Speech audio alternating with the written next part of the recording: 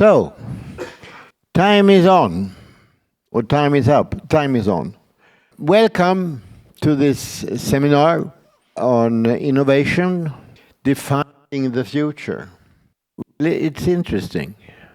Well, by the way, my name is Hans Jakob Bonnier, and I am, since a few days, the honorable chairman of the honorable chairman of Swedish-Polish Chamber of Commerce. After having been the chairman for 22 years, I'm getting older. So that's why we've changed. Anyway, defining the future, this is fine. But if you don't know the history, there will not be any future. So I was thinking about, innovation is the mother of human development. It has been going on since 40 million years or so, but in the beginning it took some time. So we can go to the early Bronze Age, perhaps, when the wheel was invented 5,500 years ago. It was an important invention for the future. After that, it started to go a little faster. So 4,500 years ago, the man invented bronze, which was new at the time. And then came iron, but iron was much more difficult. So it's only 1,000 years before Christ or so. But I think in my profession, the technique of printing was a very, very important invention. Going from handwritten Bibles to printed Bibles by a man called Gutenberg, and in the 1440s, actually. Bell, Alexander Graham Bell, invented the telephone in 1876.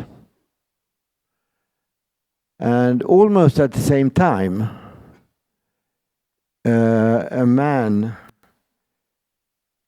called Edison invented the lamp. And especially in countries like Sweden, which is dark half the year, the lamp, electric light, was important. Going from candle lights to electric light. And then we have the internet, of course, invented in 1969. Did you know that? By a guy called Leonard Kleinrock, with cables of AT&T and an institution called ARPA in the United States. They managed to connect two computers in different geographical places. That was the birth of internet. And what we see before us is the development of internet into AI, which seems to be the future. And what will come after that, we don't really know. Or perhaps you know.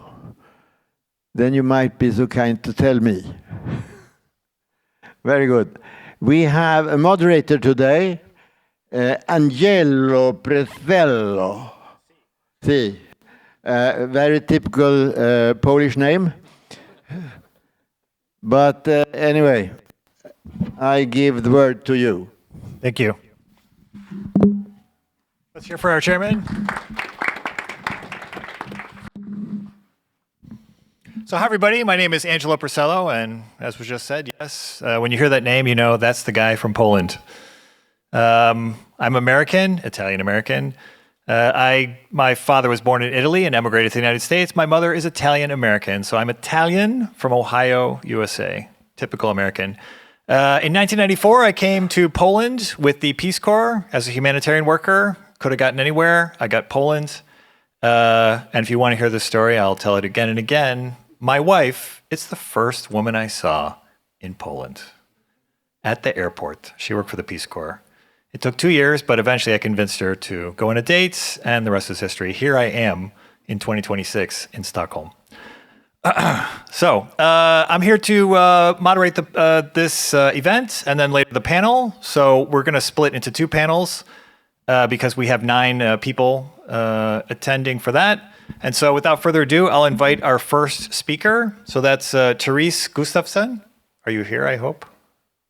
Very good. I welcome you to the floor. This is the technical client manager for Accello to talk about how to bring your innovation to market. Now, let me just say, technical client manager, this is not a technical crowd. I don't know if they told you that. I think I tried to tone it down a bit. Okay, very good. Thank you so much. All right, everybody, welcome. Theresa. Thank you so much. Well, I think I have a presentation, yes. How to bring your innovation to market.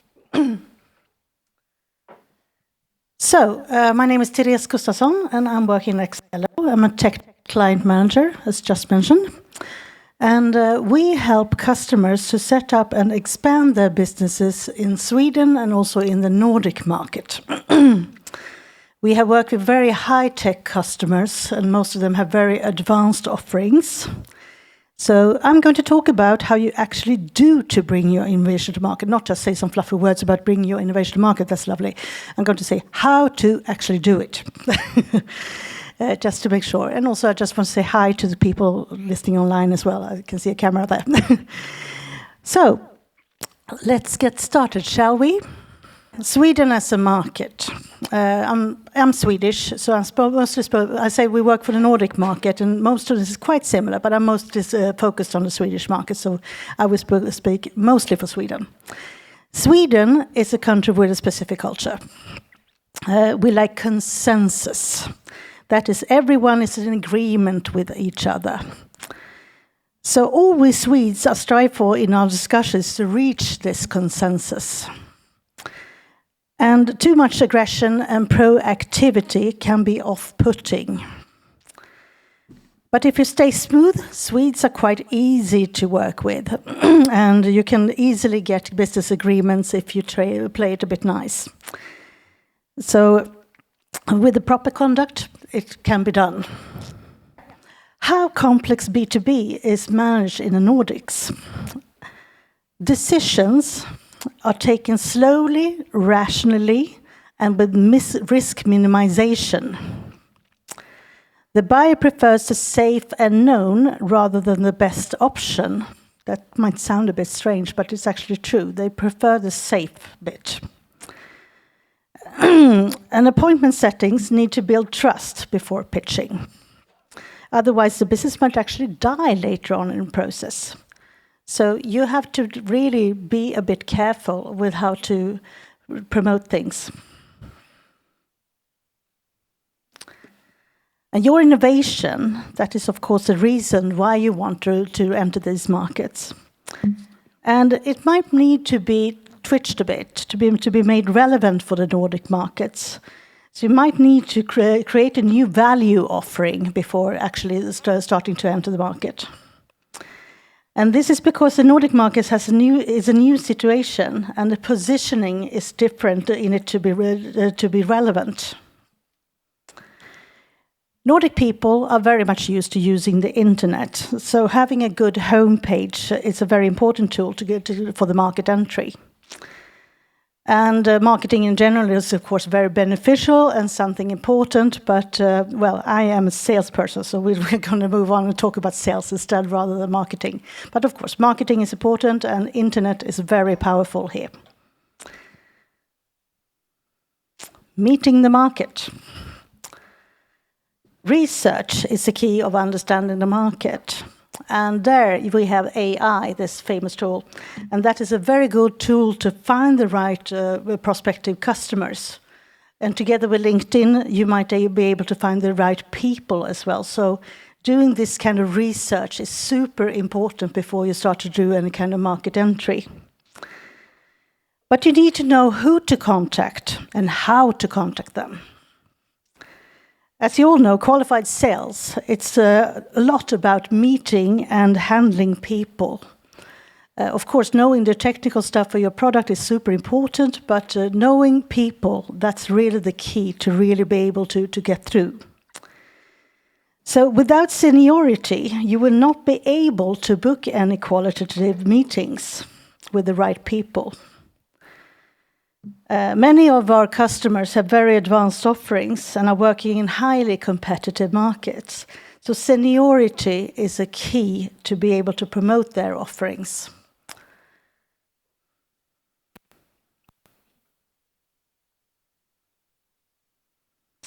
Yeah, the key to successful appointment settings.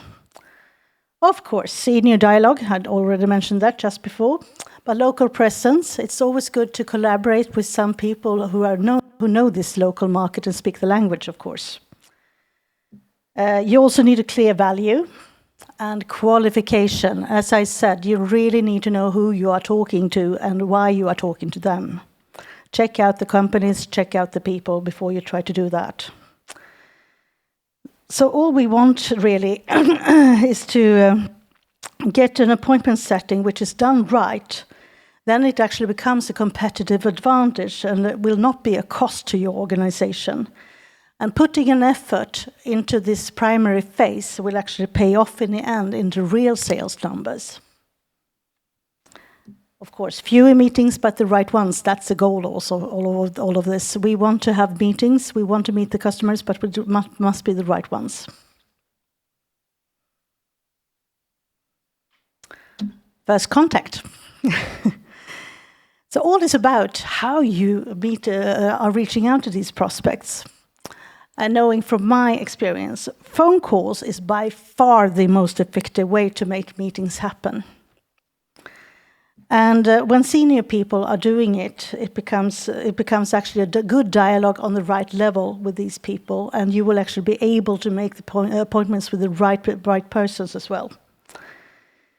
Using junior staff for this on booking meetings will not yield a good result, and you will see that in the quality of it. And of course, local presence and also local partners is also very, very useful when you are doing this, because language and everything, the barrier. Most people here speak English, but if you do it in your local language, it becomes more powerful. So, finally, you will actually get some introduction meetings. That's lovely. That's what we all want, right? So all is about how you approach these prospects. You get the actual meetings. People are very interested in feeling consensus. I already mentioned that before. And a good dialogue needs to be focused on both facts and feelings. So a soft way of meeting the prospect is good. But of course, you have to present yourselves, but you also need to let the customer present themselves. What you need to do, my experience as well, you have to ask questions. Of course, you have to tell them a bit about who you are and what your product is and everything. But if you are driving the dialogue and you ask open questions, that will make the customer talk and tell you what their pain points are and what they need to say to these things.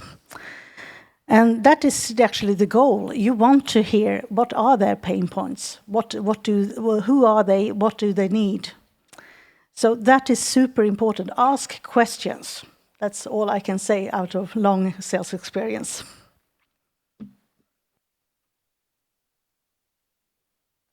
Just a sip of water.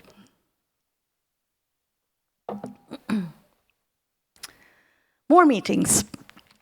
Yeah.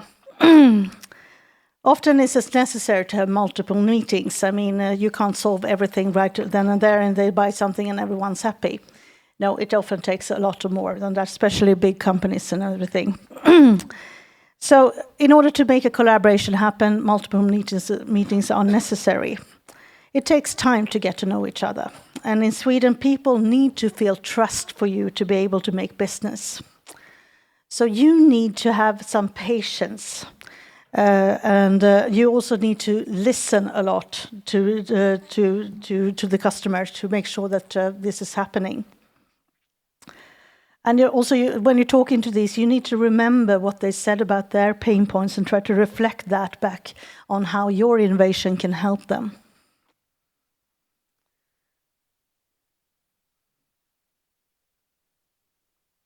Obstacles. Yeah, unfortunately, that's reality too. Timing, I'm writing there, but it's really, everything is timing. I mean, there are so many times you are meeting up with customers, they think what you're offering sounds great, but timing is not right. Because due to this and that project and that installation or whatever is happening. So that is very, very important in business, that you need to be patient. And what you can do when the timing is not right and you have to wait. The only thing you can do is really to keep the contact with the customer. It can just be something easy. Just send an invite to a webinar or something like that. Just a little peep whoop, just to make sure that they remember that you exist still during this waiting time. But timing, unfortunately, that is the reality for many businesses. But, yeah, in the end, you might get sales success. That's lovely. So you will be able to make successful sales in Sweden or in the Nordics in the end. But using the right tools means that you can actually speed up the process.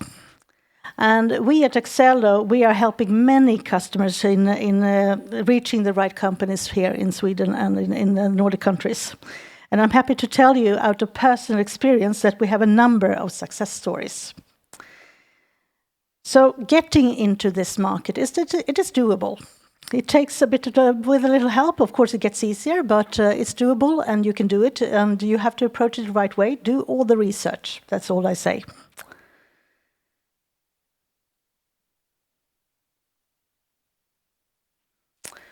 Yeah, this is my final actual slide. This is actually a customer reference. We are helping this Finnish company called Siili Auto. Siili actually means hedgehog in Finnish, a quirky little thing. It's part of the Siili Solutions Group. It is a Finnish company, and they have asked us for helping them to enter Sweden primarily. And we have scheduled several qualified customer meetings for them. And right now, this has yielded a lot of business opportunities, and we are in the closing of sales phase, actually, for several of them. We started working with them in September, so it's quite soon after all.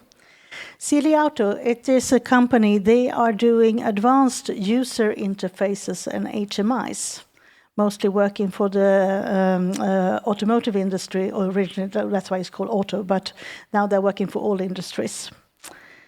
So they are working in a very highly competitive market, and we have tried to help them, and we have actually managed to help them to get into the Swedish market. And as we are today in the Swedish-Polish Chamber of Commerce, I'm happy to say also that Siili Auto, they actually have their research departments are located in Poland, in Szczecin and in Wrocław. So a bit of connection there. So I just wanted to tell you a bit of this. So, well, these are some other of our customers actually we have had throughout the years. And Vikpol is a Polish company doing robotics. So just to give you a few names of companies we have worked with, and we are okay with sharing these names. So that was wrapping up everything I had to say about this, but I hope you feel that now you get an idea how to enter the market, and you know that it can be done. And I hope that that is okay with everyone. Thank you so much. Thank you.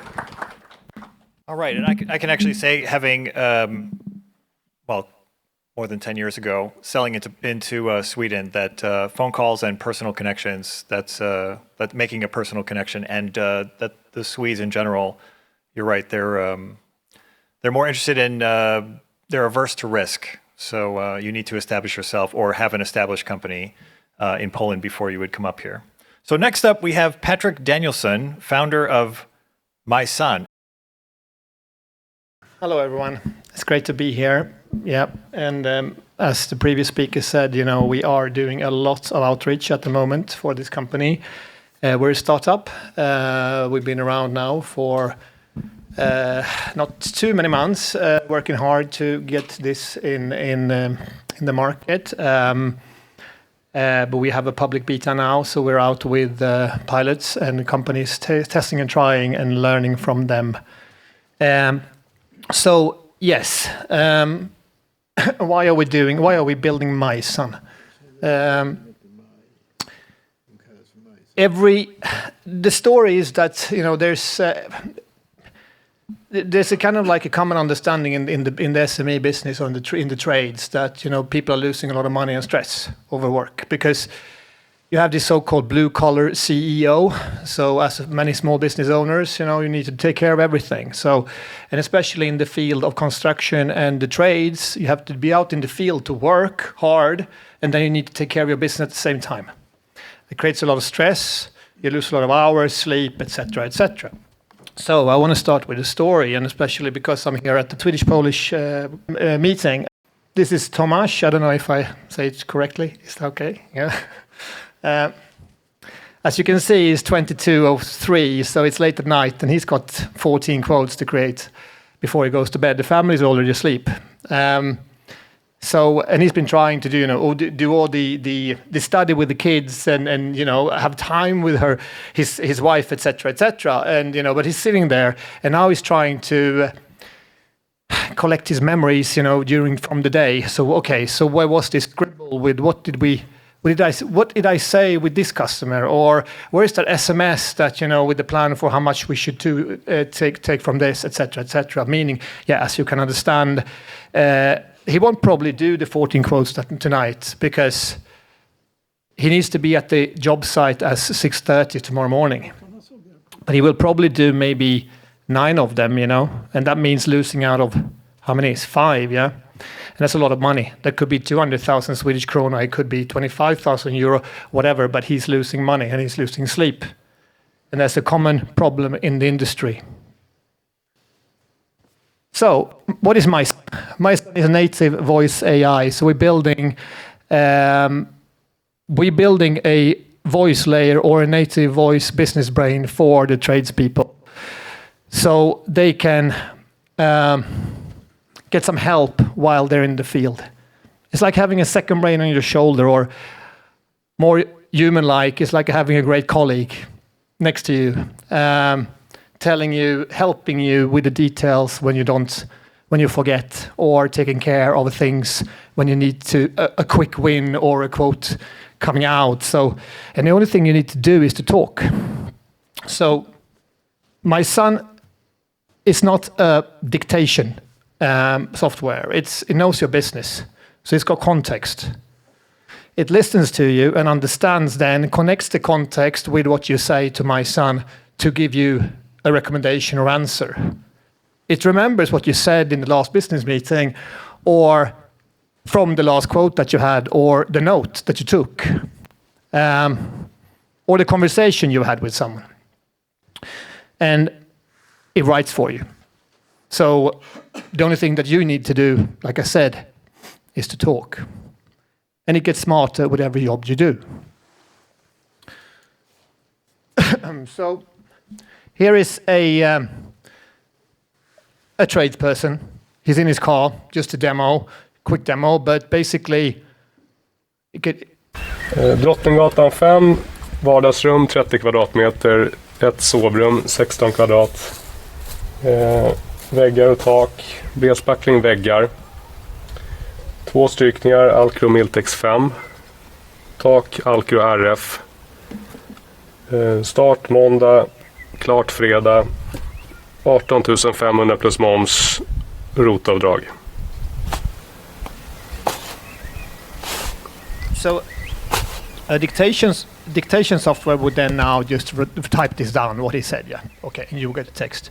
You get that in, as you can see, raw text there. That's raw text, yeah. So he gets the transcript, but maisan takes care of it, and it basically creates a business quote from it, or whatever, a constructed quote that is qualified, okay, taking away all the noise in it, all the nonsense, everything that wasn't related to what he wanted to say.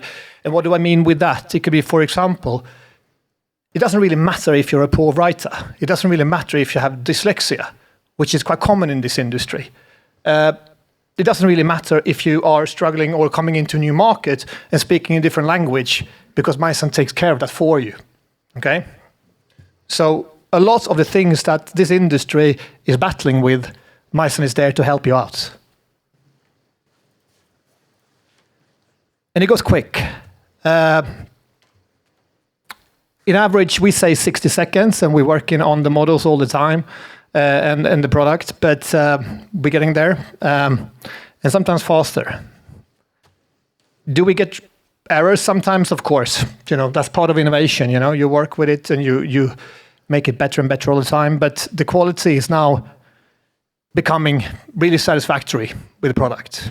Especially also as before, as you know, with local languages, and for Swedish voice AI has been quite difficult. And we come from a background. The team comes from a background where we've been working with Apple, Volvo, and other brands and companies to improve this and contextualize voice AI. And now we feel that we're getting closer to what we want. So you get a quote, you get the note. But what do you do with the note? With a tap of a button, you can actually turn it to something else, a document of your liking. So you basically just tap the button, or you speak to it and say, turn this into a quote or a protocol or a material list or whatever you want, really. Okay, so what is this? It's not another app. maisan is a 4-layer of intelligence combined. So what we do is that we combine the knowledge layer. So we understand and remembers your customer memory and everything you said before. We combine it with material layers, so it basically calculates for you. You don't have to say what is the pricing. You can stand there in the room and you can describe what you want to do, and it will basically recommend the material list and the pricing for you. And especially because everyone and every trade person in the SME market, they have personal pricing. This is becoming very important because there's not really one price. Every business have their own prices. So it needs to understand your company, otherwise it will get it wrong.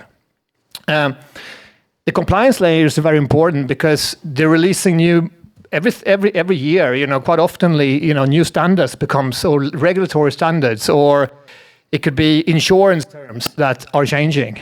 And so we're working with that to make sure that you also protect the company, because often, even if you buy this as a PDF or as a portfolio, you leave it at home or in the office. So when you're in the field, you're kind of not really remembering it. And that's where maisan comes back to you again, It's becoming this second brain of yours, or empowering you, We're talking, and you hear it quite a lot in the industry, we're talking about 10x, and AI 10x, and that's the ambition, that you basically, it 10x's you without taking away your work, because you can concentrate on what you really want to do, and what makes you a good business person and make you getting more money and saving time. And then language.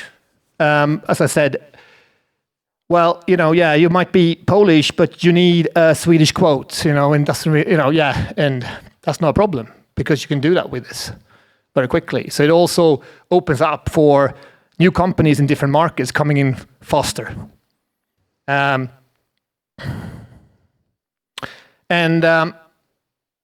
It can also be small things. There's loads of things that maisan can do, but one thing, like, things that we quite often forget in this field is to contact the customer.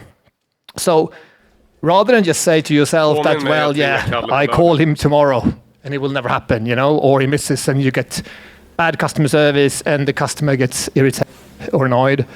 You basically just tell maisan to let you know. So, I need to call Kalle tomorrow and let me know, or on Monday, whatever. I always tell to myself, it's not a she, it's not a he, it's like, what is it? But, it's a product. It's a product, but maisan will take care of it for you and make sure that you won't forget, okay? So you get notified. So what is this then in the end? Well, it's not a new CMS, it's not a wrapped ChatGPT is contextual. It understands you. It understands your business. And desktop software is built for offices. maisan is built for the field. We've been working very closely with the market to make sure that we succeed with this. And we're very early in the journey, but we work hard to get there, when we understand that every workflow is different. So like, for example, an electrician works in one way, whereas a carpenter in another. So you can't really do like one solution for them all, You need to be very close there with the installers in the field or the service technicians and to understand their everyday, And that's what we're trying to do. And we're also trying to battle the old behavior, because I often get questions, so who's your biggest competitor? Are there any other software in the market? Are you not worried about the stress of AI coming out quickly, taking this and turning this into something else? And I say, not really. I'm actually quite happy if we get some more of these the voice AI services out there, because it helps to transform the market and educate people. Because the biggest competitor that we have, as we can see of meeting so many companies, is old habits. Pen and paper is still the number one way for the tradesperson to run their businesses. And that's kind of like what innovation is, right? And the old Henry Ford story, you probably all have heard it, We can't really ask them sometimes because they will probably just say a better pen, So we need to help them see what we can do. So that's maisan, and thanks you for listening.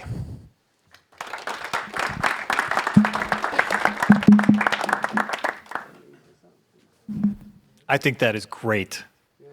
And maisan, so I looked it up. What I would say the Polish word for maisan is fachowiec. Okay. Yes? See, I have agreements here. Yes. That is brilliant.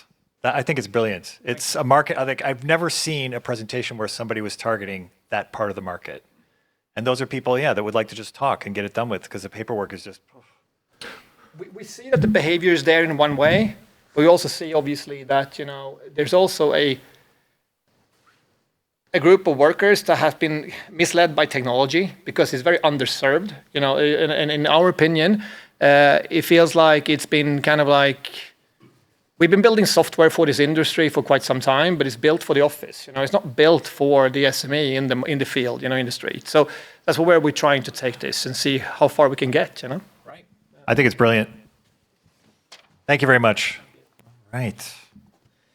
Fachowiec, yes. Okay, so see, that's good Polish, Next up, we have Mikael Wällstedt. Did I say that right? Yeah. Okay, good. Okay, when they say that's fine, we know what that means. Yes, okay, it's fine. Yes, founder of Inonom.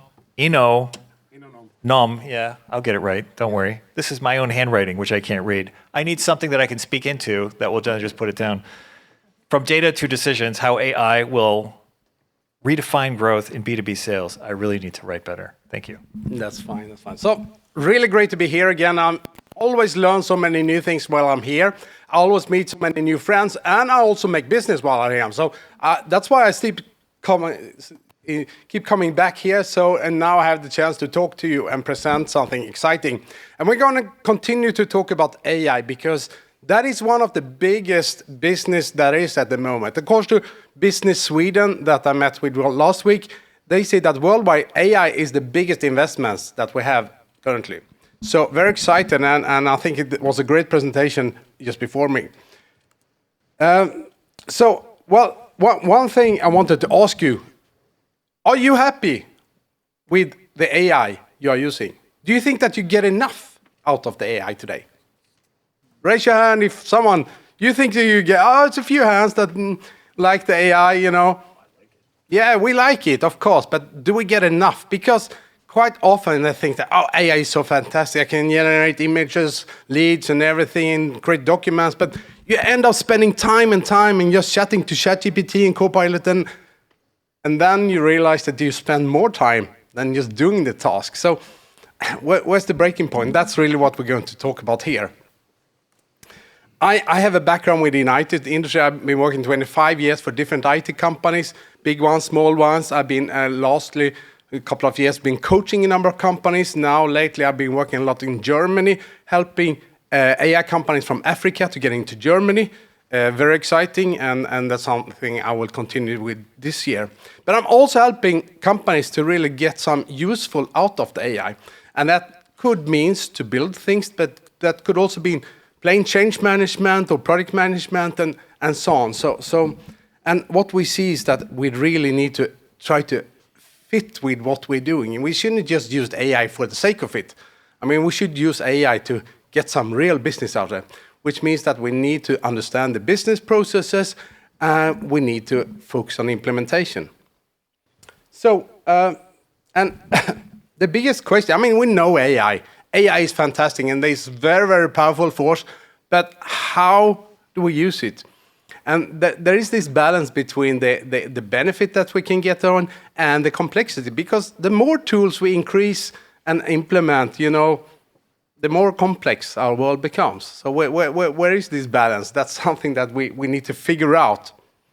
And I wanted to share with you a case study that was done, and a research done by Stockholm School of Economics, Handelshögskolan here. They was working and doing this with a pharmaceutical company. So they wanted to test how good and how much can we use AI in the sales process. So there are 3 groups. They had the first group that was given standardized AI tools. And what is that? Well, that could be ChatGPT, Copilot, or the AI tools that you get in Salesforce or HubSpot and so on. There's plenty of them. They are pretty cheap, and there's so many of them. The second group was the reference group. They didn't get any tools at all. They were just using the process that well, of course, they have all the CRM tools and so on, but they didn't get any new AI tools. So they were using the sales process that they used. They called people, and they did the normal thing. And then we had the third group that they spend a little bit more money on, they spend a little bit more time, and ask them, what do you really need? And then they built custom AI tools for them. Now, the question is, who do you think were successful, and what was the result? Do you think that the group number 1 that just got the standardized tools was the most successful, or the group that didn't use any tools, or the third group with the custom AI tools? Anyone? Number 3 down there. Number 3. You're very shy today, but yeah. So it's not a crystal clear answer. But here is the result. Actually, the people that got these standardized AI tools, they weren't very successful because they just increased the complexity. It was just more tools to work with, more tools to log in and copy and paste and different that, and you know. And this was according to comparing to the reference group. While the team that got the custom AI tool, they were very successful. They were actually selling more, getting more meetings. Yeah, this might be very logical, but I think it's very, very clear to understand that just more AI doesn't just help it. I think we need the right AI, and I think that is really the message from my speech here. So a few things that I'm doing, just to give you some where I try to find the right AI tools. Here is one solution that I built that I call Deal Radar. It's an advanced search engine where you put in what type of customers you're looking for. It understands your product, and then it performs hundreds of searches and really qualifies them in a number of different steps. And then in the end, it puts it all together in a nice report. So every Monday morning, the salespeople, they will get the number of leads. It's not warm leads, it's half warm leads, maybe, because the AI agents has found that, hey, this company is growing, someone is winning a new business, someone is merging, and then it sort of can qualify that and give you sort of one step ahead. And that also gives the salespeople certain priority. And this AI agent is also every week that when it has done the searches and it had put together a report, the final task that this agent is doing every week is that it evaluates itself. So if it finds a search that worked, then it can continue on that next week. But maybe you're searching for leads in Stockholm area, and one day there will not be no leads in Stockholm area. Then the agent will say, hey, now it's time to change. Now we go to Gothenburg or something else. So it's sort of constantly updating and trying to get better week by week. Yeah, let's move to another one. So we talked about building sector before, and I think this is it's a bit of also a way to simplify what you're doing in the building industry. If you want to buy a new kitchen, what do you need to do? Well, you need to look in a lot of brochures. You go to see the different kitchen and so on and so on. It's a pretty timely process, I would say, at least for people that thinks it is. Now, what you can do instead, I built this app where you just need to take a few pictures of your existing kitchen. And then you need to answer a few questions about what do you want. Do you want an exclusive kitchen and so on? And then you fire that off. And then this AI tool can produce a quote, a budgetary quote, of course, because unless you want to commit on it directly. But usually, in the end, someone needs to come and see your kitchen. But at least it gives you one step ahead on the way, in a simplified way. So I'm not selling kitchens. I'm selling this app to kitchen companies that want to improve their conversion on the online. And with this tool, they can improve the conversion rate from maybe a few percent up to 15%, because it also gives them more warm leads. And a third application that I call Proposo. So this is a tool to help also to building quotes. One of the difficult things when you're building quotes is that you, as a salesperson, you're pretty lazy. At least I was. So I took the old last week's quote and I just changed the figures and the name, and then I sent it off.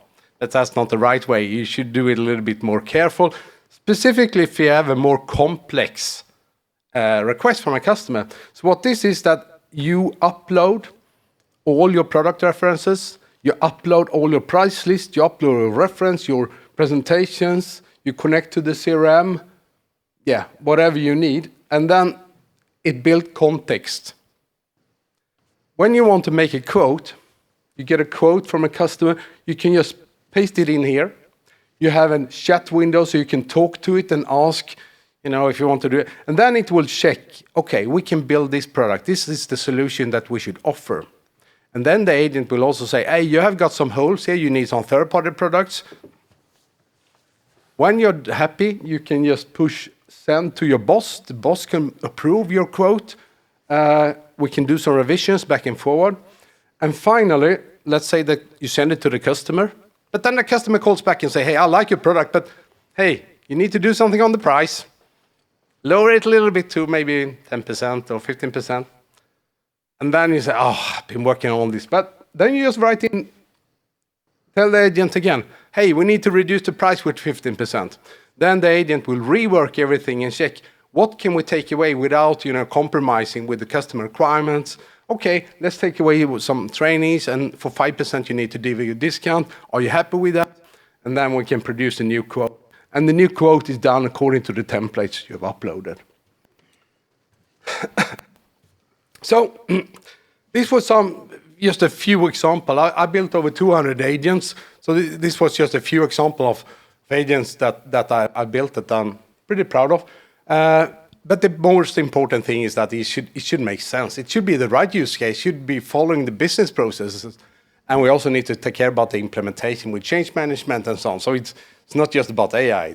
That's the easy part, I would say, in this equation. And, if you want to run faster, don't want to run alone, well, I'm happy to run with you and help you to get there faster. Thank you. Thank you.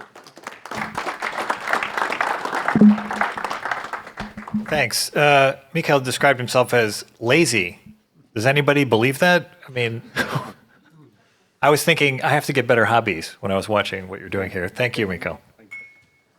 All right, I'd like to welcome our next speaker, Jan Skjoldhammer. Now for something completely different, to talk about offshore energy or energy in general. Yes, good to meet you all. I'm Jan Skjoldhammer, Norwegian, been in Sweden for more than 20 years. Speaks pretty bad Swedish anyhow, but you can understand me. Anyway, what you here see is a bit different what you heard from the previous speakers. It's hardware. It's big, it's heavy, it's powerful. And competition, all respect for AI tools or apps, but you have 10 million competition. This one is the only one globally so far with a combined wave power, wind power, and solar power. And I'll tell you afterwards why that is important. It's also patent and design protection. So this is what we say is the next generation of ocean energy. We had wind power for quite some time, floating solar, and some wave power. But this one, to have all combined, is more competitive in a 50 billion market as a wind power today. So today, per week, is 1 billion euros invested into offshore wind. What if NoviOcean is better? What does that work? So the constraint nowadays is stability, not only generation. Because solar peaks when demand is dipping, daytime. And the price also dips. Too many at the same table. And wind and solar versus consumption is in Germany for 1 month. So wind and solar fail to deliver 40% of the time, forcing costly storage or fossil fuels to fill the gap. Neither is good. And then this drives up the energy prices because of storage. Storage is very expensive and also dirty because you have to dig up half of Africa to get the batteries. So, if you can cut the storage needs, it means boosting profits. Here you can see wind production. Up here you have the top, when you have 100%. All the white, that is batteries or fossils. Not very ideal, is it? But then you have something interesting, wave production, because waves are much more heavy than wind. It has a higher base load, less need for storage or fossils. And here you can see how they are intermittent in time, because right here, for instance, you can see you have almost no wind, but you have high waves. That means they are off-phased in time because waves are so much more heavy than wind. So when the wind fades down, you still have waves coming in. Been to the beach in the evening when you're on vacation. Sun is gone, wind is down, and you hear whoosh, whoosh, waves coming in. I think you all have seen that. And that gives a different picture because the base load for this combination is almost 50%, meaning much less costly storage. And importantly also, the total capacity is less. You can see down here, if you have solar only, let's say you have a 10 megawatt system or a requirement daily, you need 40 megawatt of installed solar because it just powers for 8 hours per day. And of course, the wind only, 3 times perhaps more, wave only 2 times. Combine them all together. It's not like nuclear, but it's much more stable, so the total system can be much smaller. And also the battery storage, or fossils, much less. Hope it makes sense. We've been doing this for some time now. We're going through wave tank testing. This is the first one in Plymouth, in a big pool, you may say, with waves, and then offshore for 6 months. The next one in France, a couple of times there, testing it. This is wave power only at the beginning. Here we added solar power outside of Stockholm, here by Svanholmen. This is what we do right now. This one goes in the water in a couple of weeks. And you are all, not at the same time, invited on board. It's 10 meters long, 6 meters wide, can lift a couple of tons. So if you want to see something new, cut at me. It will be one hell of a thing. Here's the language. So NoviOcean is the ocean energy powerhouse. with 24/7 stable ocean energy, solving intermittency. We have an MOU signed now with Mir it's an Italian Indian company for development in Costa Rica. We have one other evaluation with a stakeholder in Philippines. And another one, very interesting one in Africa for powering basically the west coast of Africa. They have 50% or more of population without energy, burning, whatever they can find, or wood, for instance. And of course, importantly also, these partners here and here, they will most likely put up a major part of the funding for the pilot. So investors can come only in and help the company with my team running. And so we got also some funding here from Europe and from Sweden, 2.9 million. We have 1 million waiting for the pilot project. Good to have. And then we have, I put in myself 0.7 million euros from an early venture I did outside of Sigtuna a little later. And then we have IPs on all continents, also design production. So we say that the future of offshore energy will not be single systems, it will be hybrids. Because we replace today's costly, intermittent, and single source systems, each needing separate permits, serias, structures, moorings, and cabling, with one single hybrid solution. Wave power 200 kilowatt, wind power 250 kilowatt, and then solar power 200 kilowatt, plus a main structure, and all the high tier level, like a Swiss knife, all together. And it's highly effective, the wave power extraction. We have taken the hydropower plant up in the mountains, upside down, powering a Patton turbine. The same system as you have up in the mountains today, water to metal, lasting for 50 years. Not 25 years like wind power, much, much longer. And it's triple hybrid, it's higher output per structure and per area, starting at 850 kilowatt, later 3, 5, possibly 10 megawatt units. It's a logical evolution of offshore energy. So versus offshore wind, where are we? I would say we're highly competitive, because the weight is 60% of fixed-based wind power, and weight is cost, and 30% of floating wind per megawatt, which means lower cost per kilowatt hour and lower life cycle assessment, importantly. And in triple hybrid, that means 80% added capex, because you add onto the wind power and solar, but you get 180% more energy out. That's why you have low cost. More bang for the buck, as we say. And it's stable. That means, as mentioned in the beginning, less storage, less diesel dependency. Better for the climate, of course. And so we say that also importantly, waves are more dense than wind. So we have double energy output per sea area. If you have a house or a building like this one, if you could have double the rent for this building, you'd be happy, wouldn't you?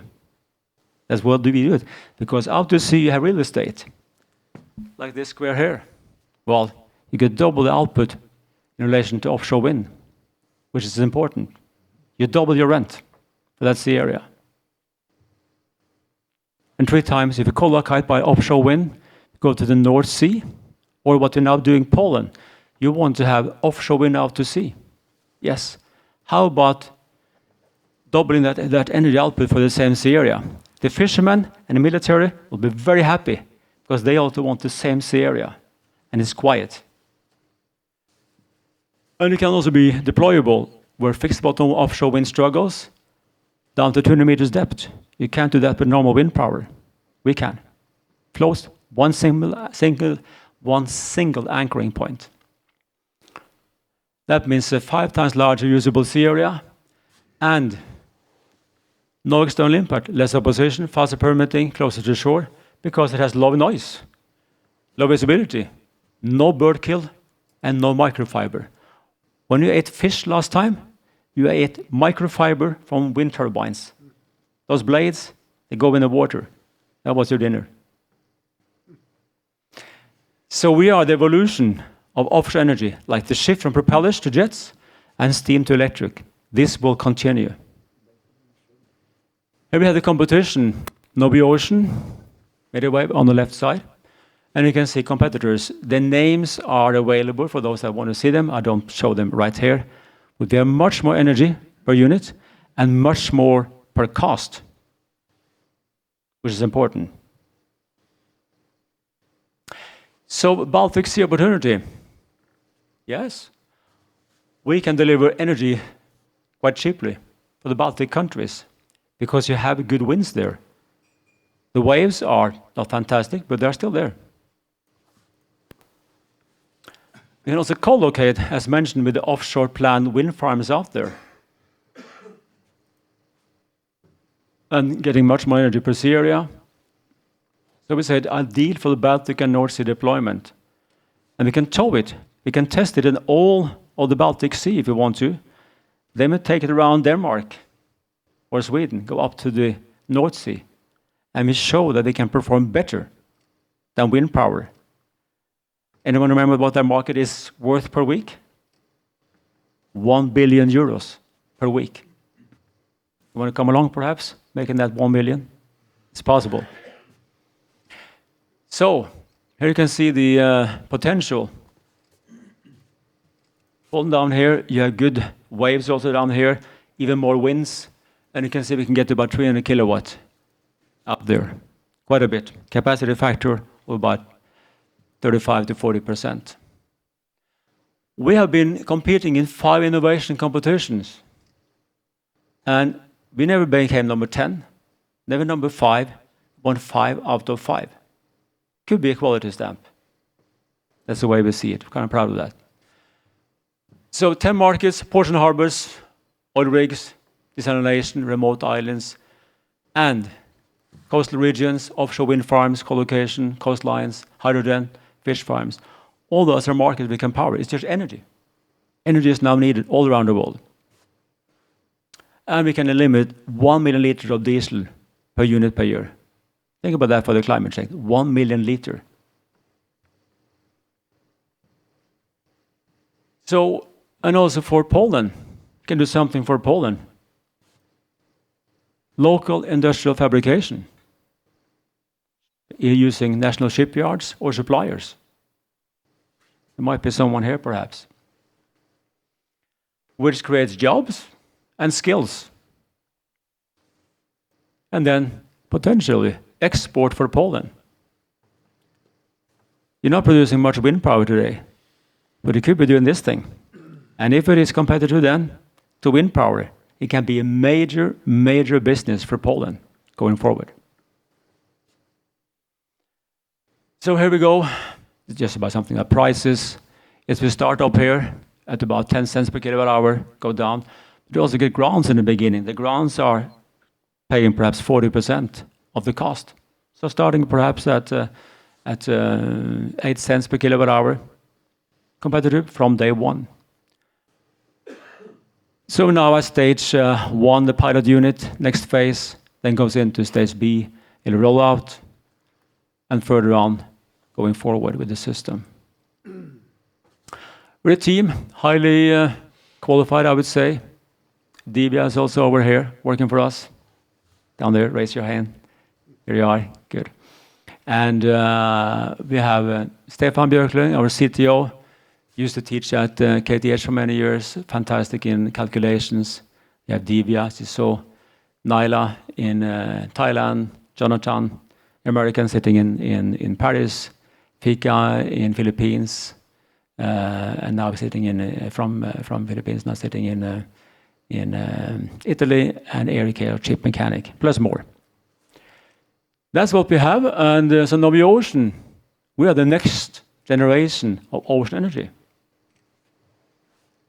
So thank you for attention, and connect with us and learn about how we will change renewable energy landscape. Thank you. Thank you very much. I'm not going to make a... I don't know if you saw, but recently the current president of the United States is paying a French company $1 billion not to build wind farm off the coast of New England. Comment there. He is against offshore wind because of his, golf courses. But also, right now, due to the restrictions in the Hormuz Strait, what is he doing? He's promoting renewable energy more than ever. Doesn't know it himself, but that's what's happening, because now we want energy security, energy independency, what we provide. Yes, please. Thank you so much for the talk, Jan. It's super insightful. I'm wondering if I could ask about your expertise regarding a very specific issue that I think places Scandinavia in sort of like the top influential spaces currently related to energy. So there's the synchronous grid of Northern Europe, right? I'm wondering, all the different areas that you're talking about where you can bring your technology, are you limited by grid infrastructure in these areas that have not modernized with sustainable initiatives for the last 15, 30 years, the way that Scandinavia has been doing? I'm glad I got the end of that question. Thank you. I think my voice travels. Yeah. Yes. Well, we're not really exactly limited so much because we can be close to the cities. So what you do today, you have wind power up in the mountaintop somewhere. You have to build a new transmission line, costly, down to the cities. Most cities are close by the sea. That's 50% of global population is living close to the sea, where you have wind and wave and solar. So we can choose between building a 100-kilometer long transmission line from a mountaintop somewhere, or be out to sea 1 kilometer, 2 kilometers from that city. Probably in the other way around. So much less load on the grid connections, grid system, by using our system, because we will be where people are. There are very often waves and wind and solar by the cities. You don't have to go away so far. Is it okay if I have this chat a little bit, or are we tight for time? Because this is a very kind of top of my mind topic. See if we're okay for time. Yes, we are. We're okay for time?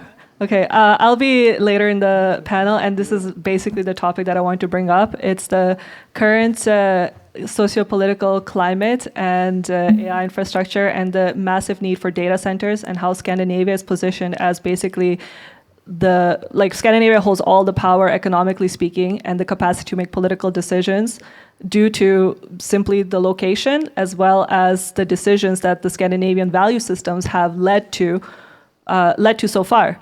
So the main example being that because the grid system has been modernized, right, it's able to deal with the potential pollution that comes with data center installation, as well as the kind of stability that's offered politically here is also able to manage the massive need for data center infrastructure and the power that they are going to consume and are already consuming. So, for example, I think in Denmark, I'm not sure if this is still updated information, but they had to freeze the grid, right? Because the demand was so massive, there was a huge queue for energy. So they're like, no, we have to prioritize our local conditions, our hospitals, our research places, et cetera, and we cannot give the data centers more at this current state.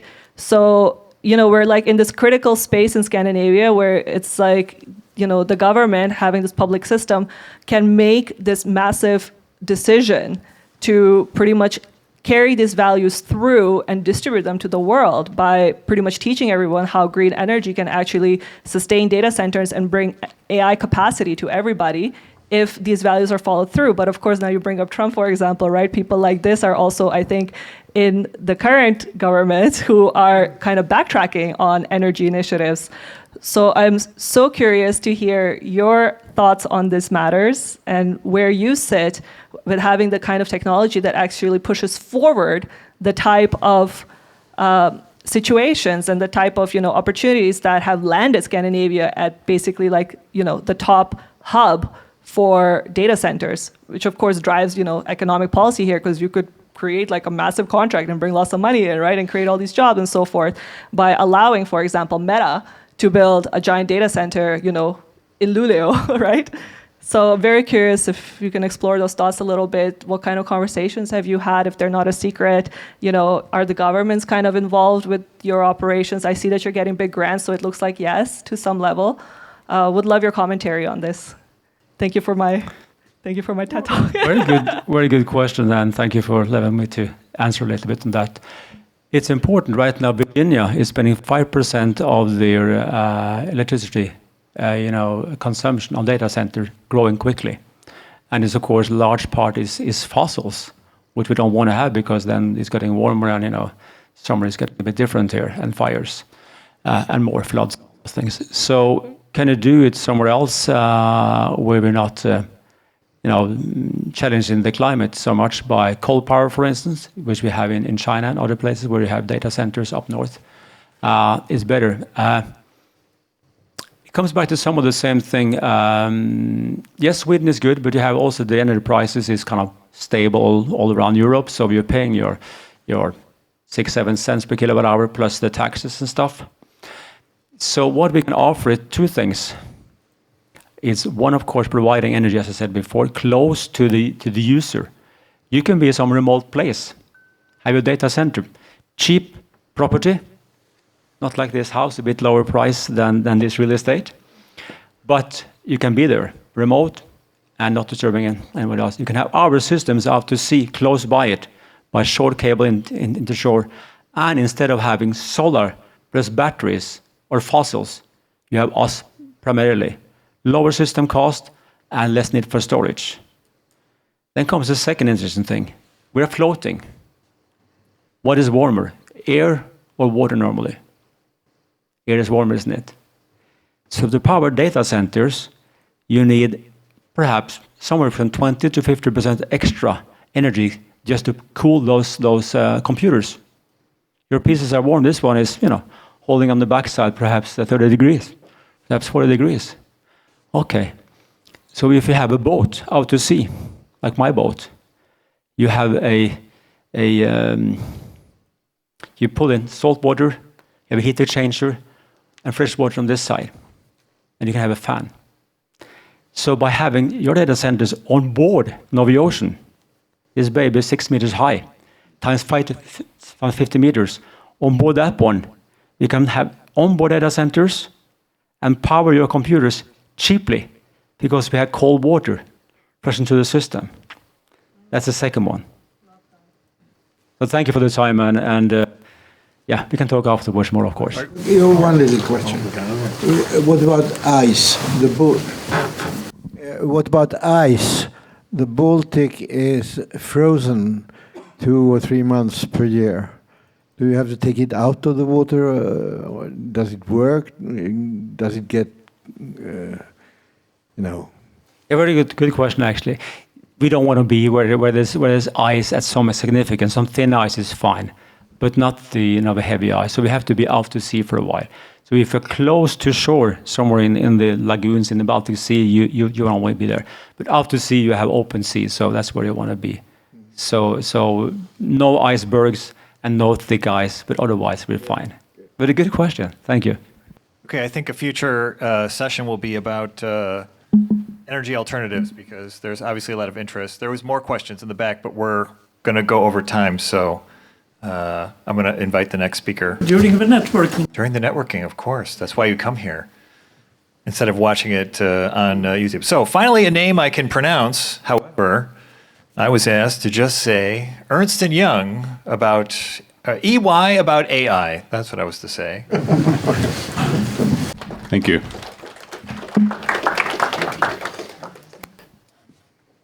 So we heard a lot about the tools of AI today. Indeed, we have plenty of them today. But have you ever wondered what will be the future of AI in 2030? This is not that long time from now, right? And if you want to do investment plans as a firms, it's quite around the corner. So today I will be asking that question. But unfortunately, no one truly knows what the future holds for AI. Still, let's make some exercise and let me help to sharpen our thinking about this perspective of 2030. So first, what do you think? By 2030, will the progress of AI be still driven by the breakthroughs like it is today? Every year, every 6 months, we have a breakthrough, something new. Will it continue, or by the 2030 we'll start to have some breakdowns? Breakdowns because of the energy demand, because of the computing power. Yeah, we try to catch up with the data centers because maybe of the regulation, or maybe other. Is that a question already? No, it's an answer. You have both. Breakdown followed by breakthrough and innovation AI. The current AI is not the one we will see in 2030. Maybe you're right, maybe not. Another question, will AI be controlled by the many firms or by the few? This is maybe more difficult to say. Will AI progress be still exponential as it is today, or will it stagnate eventually? By 2030, people will still manage AI, or AI will manage people? We don't know that. So my take is that in dealing with that future, it is not really so important to be right today, but it's much more important to be imaginative. Imagine, as for today, what is the scale of investments in AI? That is actually comparable to the railway boom in the 19th century, when they built the whole railway infrastructure. This is the same scale, or even bigger today, of the investments worldwide. And we kind of also built the new infrastructure that changed the economy, the global economy in the 19th century, and is changing the worldwide economy today. AI performance is increasing exponentially, but our brains are wired for the linear growth. Will we be able to absorb that benefits? Will our companies be able to adopt or consume these benefits of AI?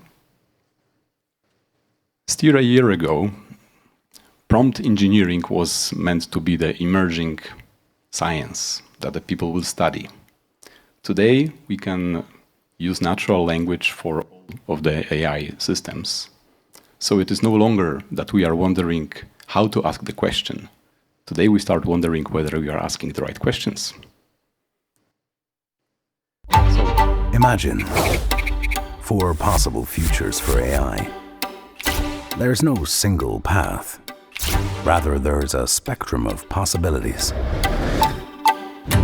Constraint. AI's failures become public. Trust in AI erodes. Governments step in. Innovation stalls with increased regulation. Growth. AI accelerates rapidly. Capabilities evolve. Innovation explodes. Businesses become increasingly efficient, driving performance. Society thrives. Transform. A groundbreaking shift in AI. Single-employee AI-led startups. AI and humans collaboratively reimagine what's possible. Creativity flourishes. Limitless potential. Collapse. Concentrated power drives AI winners and losers. Tech monopolies grow, market value collapses. Jobs hang in the balance. You have the power to make decisions today that will shape your tomorrow. EY teams can help you prepare, no matter which future unfolds.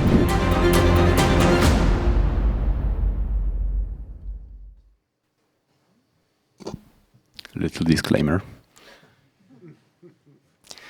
So, please notice that there is no scenario that would change that AI will have no huge impact. It will have a huge impact in every of the 4 scenarios that have been developed by my firm. Even in the most conservative one, the constraint, the changes will be huge to how companies work, to how we interact with the world, hopefully not with each other, and how the societies will be transformed. There is no a single future that we can observe to come right now. Actually, there are signs or themes that indicate every one of them to be a possible option. Let's speak about that in a second, for a while. Constraints. You maybe know that there is AI Act that was voted by European Union that entered into force in 2026. It will be fully operationally enforced by, or as from, August this year. If it will be enforced to every letter, it will actually start constraining AI in Europe. Will it be? We don't know that. 12 of the leading universities, including Harvard, Stanford, MIT, they developed in February this year a paper titled Agents of Chaos. I really recommend reading that. It opens questions on the agentic AI that even in the well-intentioned systems, the systems which have access to tools, which agentic does today, autonomy and interaction with the multi-agents, even if they are well-intentioned, they can be at least unpredictable, if not harmful. That's a scientific study by 12 universities. We may actually bounce back from that reality in the near future. Growth is usually, I think, quite natural to think, and we have good indications to grow. We spoke about data centers, and the semiconductor business this year, 2026, will grow 53% from last year. We talked billions today. It's from 800 billion to 1.3 trillion dollars per year. And 70%, 70, of these investments is to a data center, AI data centers. It's immense, it's crazy. But that's only for the growth. Transformation. 68% of the high school graduates, 68% less goes to the IT universities in the US today. There's a huge decline. Several of the largest software producers, worldwide ones, they say openly already that from 30 to 50% of their software is written by AI already. They let go, many of the developers go without any impact to their software quality or catching up the market. Can something indicate collapse? I would say yes. If we define the collapse as the aggregation of AI powers in the few firms, not sure if you heard about the recent news from Anthropic about the Mythos, their most efficient, allegedly, system today. They claim that it will actually turn around the global cybersecurity game worldwide. What they did, they said they shared it with 12, they say sometimes 30, limited number of companies, US-based, who have access to it only. If this is true, because we don't know, if this is true, that is a clear sign of emerging monopolies in access to the best tools, to the best models. So, it's really hard to say. We may have a combination of all of them. And what actually fascinates me the most about these four futures is that every of these futures will have their losers and winners. As I said, even in the most conservative scenarios, so much will change. And some firms will be ready for that, some will not. We heard about the AI tools today a lot. Yes, we have AI tools, but AI today is no longer a tool. AI is the new reality, new paradigm shift, we could say. The new economy, or the fundament of the new economy, or at least it is getting there. So if the companies today are making the financial plans, strategies, they should at least know, they should better know to which of these 4 futures they are planning. And ideally, they should have a playbook for each one of them, because that will set them ready to be prepared once it comes and changes come in really so quickly. It may be 2030, it may be a different year. We cannot predict. So what I would like to, actually this is the last slide, to leave you with is to think what these 4 scenarios will mean for your industry. We as a firm work with every of these industries, helping the firms to transform, what it means for your business and what it means for your clients. My name is Rafal Rogoza, and I'm from EY Consulting, where we help do the transformations, the transformation journeys. Thank you very much.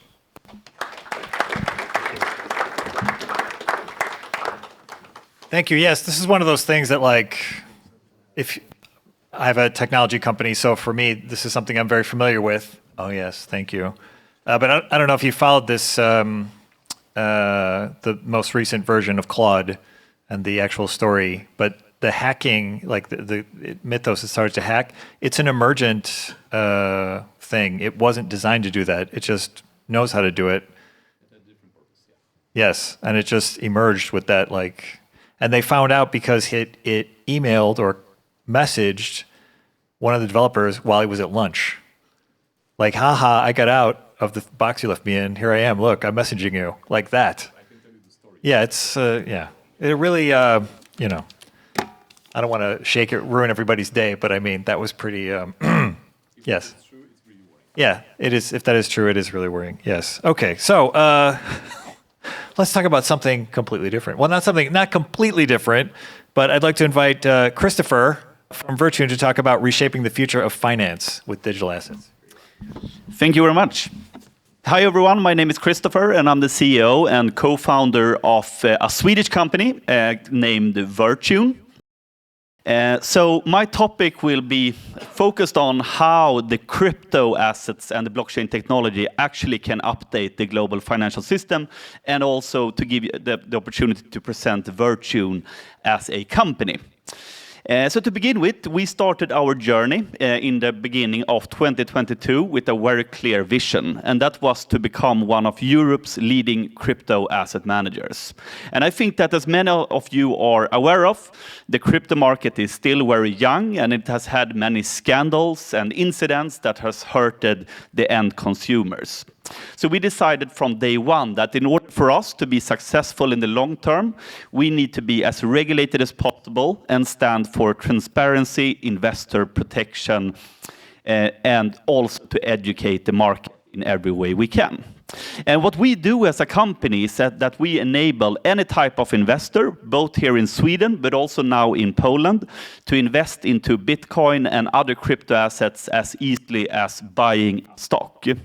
And as of today, we have a total of 23 products in the market that are listed on Nasdaq Stockholm here in Sweden, but also Nasdaq Helsinki, Euronext Paris and Amsterdam, Frankfurt Stock Exchange in Germany, and just most recently we were able to introduce the first ever of these kinds of products on the Warsaw Stock Exchange, which is a journey that took us more than 2.5 years to get over the finish line with. So with that said, I'm obviously based here in Sweden, but I have the pleasure to spend a lot of time in Poland quite recently, along with our launch, and we're also very happy to see the coverage we have been receiving, both from Dagens Industri here in Sweden, but also Pulse now in Poland alongside our launch. And just to give you a short overview of where we are right now, as you know, the crypto market is quite volatile. It goes down and up a lot, more than traditional equities. But currently we manage around $320 million, and our products are trusted by more than 160,000 investors, where we are today the leading crypto asset manager here in the Nordics. We are also working quite a lot towards financial advisors, institutional investors, and our products can be traded through brokers such as Avanza and Nordnet here in Sweden, or XTB, ING, Allior in Poland. And obviously we also have a competition. But during 2025, we were very happy to see that we had a 95% market share on Nasdaq Nordics, which clearly shows that our strategy with focusing on transparency, investor protection, and regulation has clearly paid off.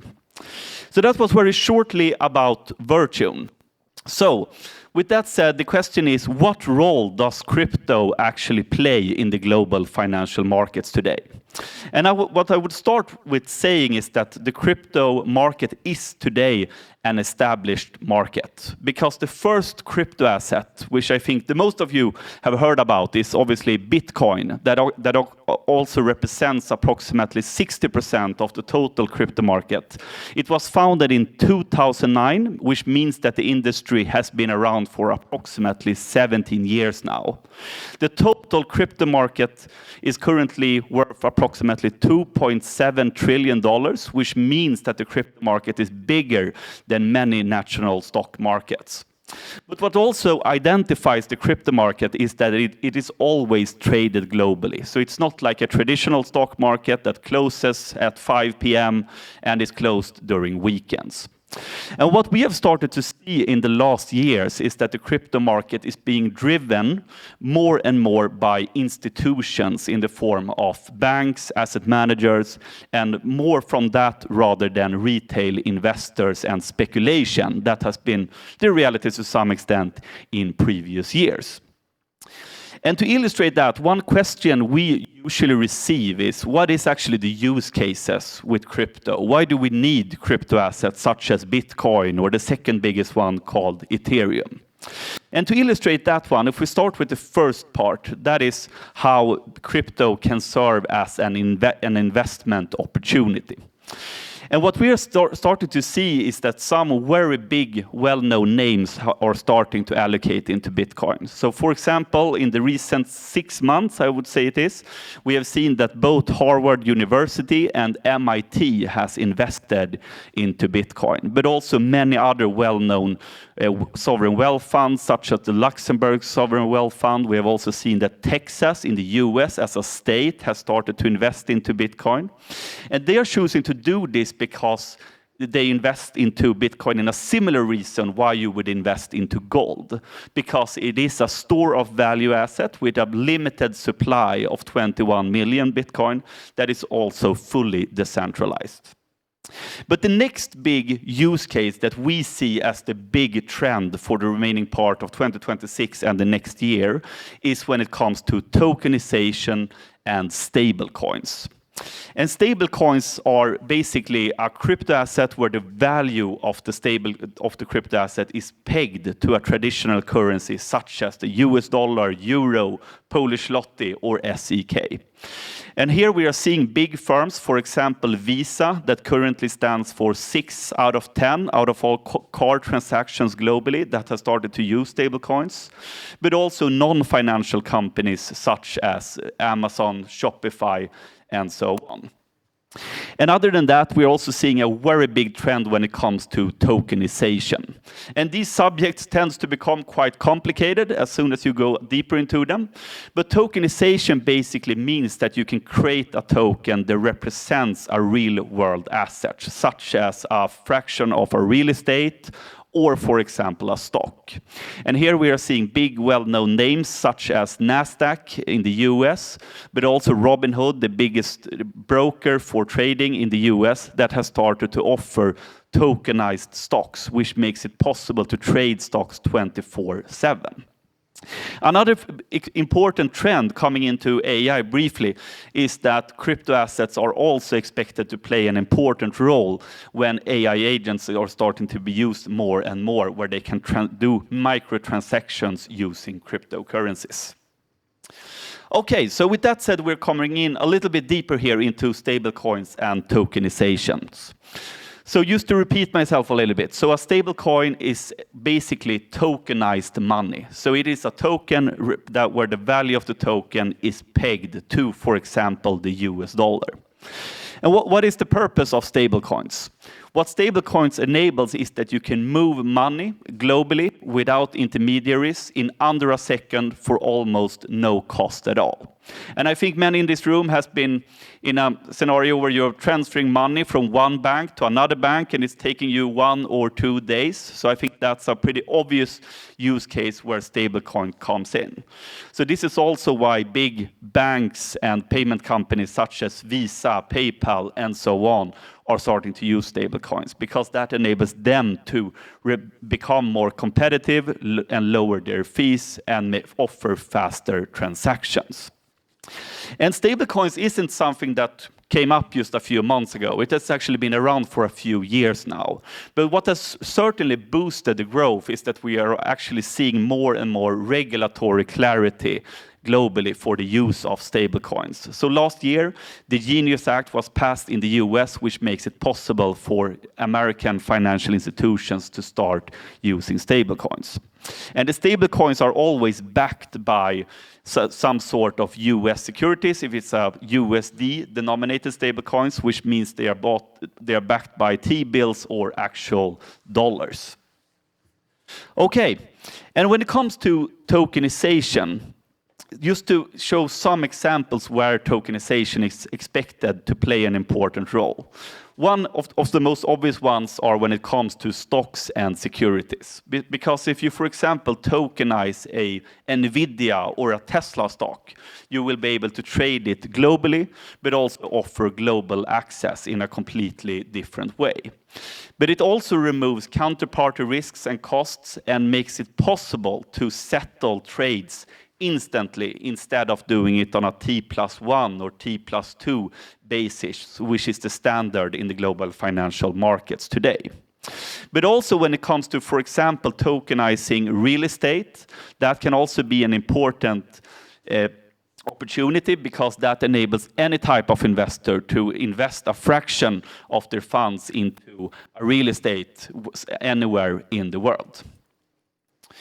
And a normal question we receive, because obviously stablecoins has been discussed quite a lot in financial media in the last year, is, okay, but if I believe that stablecoins are the future of digital money, how do I invest into this? Obviously, you're not going to buy a stablecoin, because the value of the stablecoin will only follow the dollar or the euro. So instead, believing in stablecoins, then you should invest in the crypto assets and blockchains that serves as the infrastructure and rails for the stablecoin economy. So currently, as we can see on the allocation graph here to the right, Ethereum, which is the second biggest crypto asset in the world, currently holds more than 50% of the stablecoin economy. This can obviously change over time, but if Ethereum keeps that dominance and the stablecoin economy grows, then Ethereum is expected to benefit out of that, because the Ethereum blockchain serves as the rails for stablecoin transactions. And if we look at where the stablecoin economy is as of now, the total market cap is around $315 billion. And it has grown quite a lot in the last 12 months. But actually the US Treasury, they rarely come out with this kind of prediction, but they did for the stablecoin economy, where they think it will grow to $2 trillion by the end of 2028. It remains to be seen if that happens, but that will mean a growth of more than 500% in less than 3 years. So with that said, if we look at where the crypto market is today, we are seeing that many things are starting to fall into place. We are seeing big banks starting to offer crypto trading, custody of crypto, trading in crypto exchange traded products like Virtunes, but also that the use cases in the form of tokenization and stable coins are starting to become recognized more and more. And this is primarily driven by the fact that we have regulatory clarity, where we have in the European Union what's called the MiCA, Markets in Crypto Assets Regulation, but also the Genius Act in the US. So despite that, we do think that the crypto market is still in its early days, where the total crypto market size is still relatively small compared to other asset classes. So with that said, with what we do at Virtune is that we offer crypto exchange traded products, offering any sort of investor to invest into this asset class and technology in an easy and secure way. So our products are what you call always 100% physically backed by the underlying crypto assets. So if an investor here in Sweden or in Poland buys our Bitcoin product for 1,000 SEK or 1,000 zloty, we will always store the equivalent amount in the underlying crypto asset with our custodian Coinbase. And we have chosen this structure to maximize the investor protection and transparency in our products. So our products are always liquid and always provide a one-to-one exposure to the underlying crypto assets, such as Bitcoin or Ethereum. So when it comes to crypto investing, obviously there are different ways you can do that. You can buy different kind of crypto stocks, buying a company that is within the crypto industry. You can go to a crypto exchange such as Binance and buy crypto there, or you can invest into crypto through Virtune's exchange traded products. And we do believe that this is the best and most simple and secure way for the majority of the investors who are seeking to integrate crypto into one's investment portfolio. And one reason for that is because of the tax reporting, that the tax reporting becomes automated. But here in Sweden, you can also hold our products within your ISK. In Poland, you can hold our products within your IKE and IKZE account, and potentially also the OKI tax wrapper account, if that becomes approved in the Polish market during next year. But this also makes crypto investing as easily as buying a stock, where you can gather your crypto investment in the same place as where you have your stocks, ETFs, and your other sort of securities. But you don't need to either worry about how to store crypto assets, since our products are always physically backed, and we are doing that for you with the highest possible institutional grade security. And lastly, these are all the products that we currently offer in the market. So for example, we have a Bitcoin product if one wants to invest only into Bitcoin. But we also have for many other crypto assets such as Ethereum, Solana, XRP. But lastly, where we think that the most of the demand will be when it comes to crypto investing is that the most investors will seek to have a broad exposure to the crypto market. Because picking stocks is hard, but picking cryptocurrencies is even harder, if not impossible. So these products can be seen similar to an index fund, but for the crypto market, where you can, instead of looking for the needle in the haystack, you can buy the whole haystack and gain a broad exposure to the whole crypto market. All right. So that is everything from my side, and we do a lot of crypto updates and educational content on all different social media platforms, where we also have a Polish and a Swedish Instagram account, so feel free to follow us there if you want to have regular updates. Thank you very much. Thank you very much. I feel educated already just with that whole presentation. So our last speaker before we break, and then we'll have the two panels. Okay, so I'm just letting everybody know you can get ready. Okay, so I'd like to welcome up to the stage. Look at this. I'm going to use my phone so I can read my own writing. Alexander Ekstrand, innovation partner at teampilots.io. AI Unleashed. Yes, thank you. First of all, I want to say yay for the guy who spoke about crypto. Big campaign of my entire apartment, so I'm a big fan of it. And secondly, I'm gonna give you a crash course in how you get a structure for your own communication with AI. So I'm not gonna speak about doomsday scenario, the development, the what is an LLM, or anything in that neighborhood. I'm gonna show you 2 slides, and if you take a photograph of both and put them in anything from Copilot to ChatGPT, it will help you to give that structure. And if you want to gain even more tips, then well, speak to me after the event and I'll send you the prompts and guides for it. But I assume all of us here has a LinkedIn, and the classic LinkedIn version of AI is one person who says, I've tried ChatGPT against another AI, and ChatGPT is the best, and I'm never going to use anything else because everything else is wrong, and it doesn't understand me, it doesn't grasp what I work with. And then the next week they say the complete opposite. Why is that? Why do they speak about AI like it's chatbots when it's not?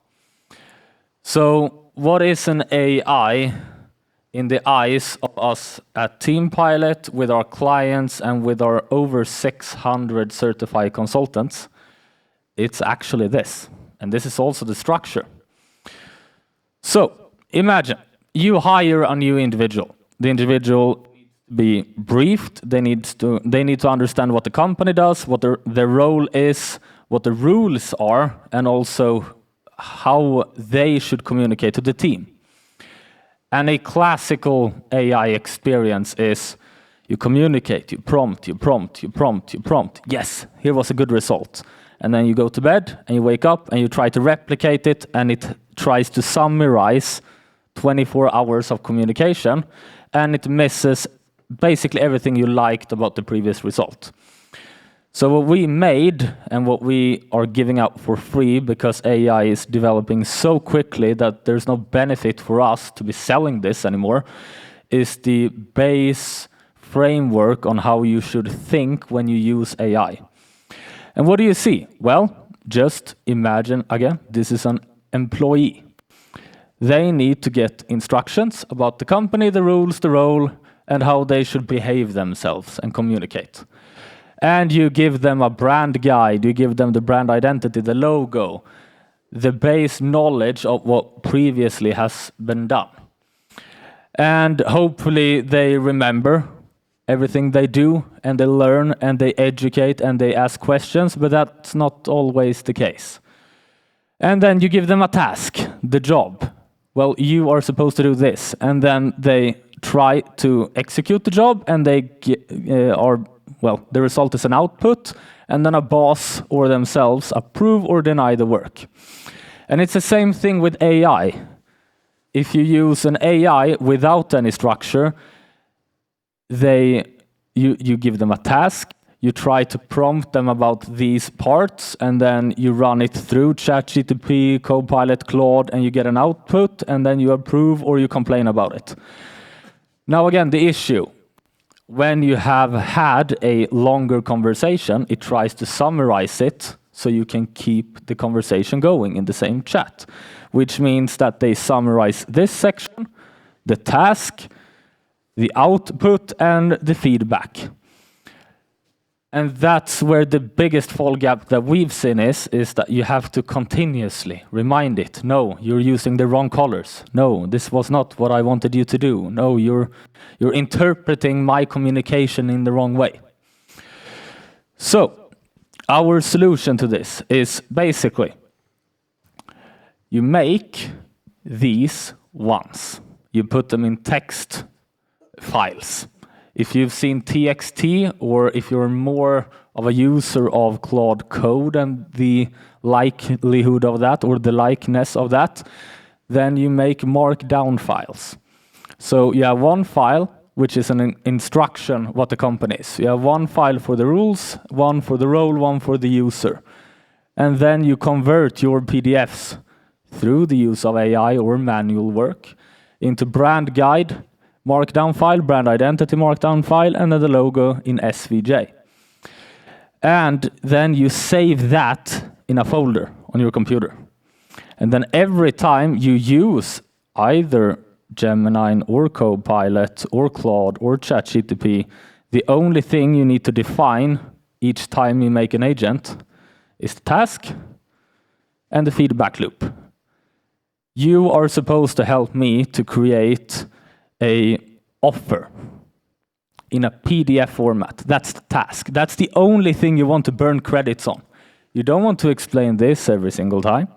So you upload the folder, you write in the instruction in the top of each and every AI, read the folder before you do anything else. You give it a task, it works as it should, like an operating system. It gives you an output, you give feedback, and then you have also instructed it in the instruction that, okay, every time it gains feedback, it should save it in the experience file and update it. And again, for a person who hasn't used AI that much, this will look like French or something even more complicated, Mandarin. But what we're trying to do is to remove the replication of briefing the AI upon who you are, what you do, and what your role is, and what you work with. And by having these standardized once, you just import it once into a project, and every time you give it a task or ask it a question, it will always read the first file. And this is the second image that you should take an image of and give to Copilot or Claude or ChatGPT. This is what's supposed to be inside of each file. And you have the company, as I said, who we are, our voice, what we do, and who we serve. And you have the rule book, what AI can never share or decide. I will get back to that one because it's not bulletproof. And then we have the role, your title, responsibilities, the decisions you are empowered to make, defined together with your manager. And then you have the user MD. How you think, how you want to be communicated to, and how you like to work. And this, in a bigger company, we have worked with Saab, Volvo, IKEA. We defined this at a leadership level once. Then those two are given to each individual. This is defined by the individual, the user, and their boss. And it's also defined once, the role of the user. And on the individual level, the quickest way to to make that document is to take a personality test. We're not that complicated. We don't need to tell it that we have 2 dogs and a kid. It's irrelevant. So when we have these parts, what do we actually need more? Well, context. We need to give it a good version of an output. But I know that we have that because you all run companies, you have sold goods or services. You have a proposal that you've used once that you're happy with. And if we go back to the other image, that's again what you put in the folder with these files. You place a good reference, and then in the task, you tell it, when you do this job with this client, you go back to the folder and you check the reference material. So I know there's going to be tons of questions about this, and that's why I try to keep it to 2 slides, because we usually spend 3 hours on average with a company to make them fully understand the usage of this. So if there's any questions or any issues anyone has experienced where the AI you're using, the memory has faulted you, then please, for all there is, ask. That's really, really cool. So no one has ever had a discussion with AI where it forgot something. Yes.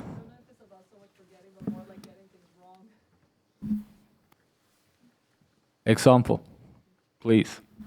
I mean, the hallucination thing is, I think, a common problem that's quite well known. I don't even know. It's so hard, on the spot to come up with exactly.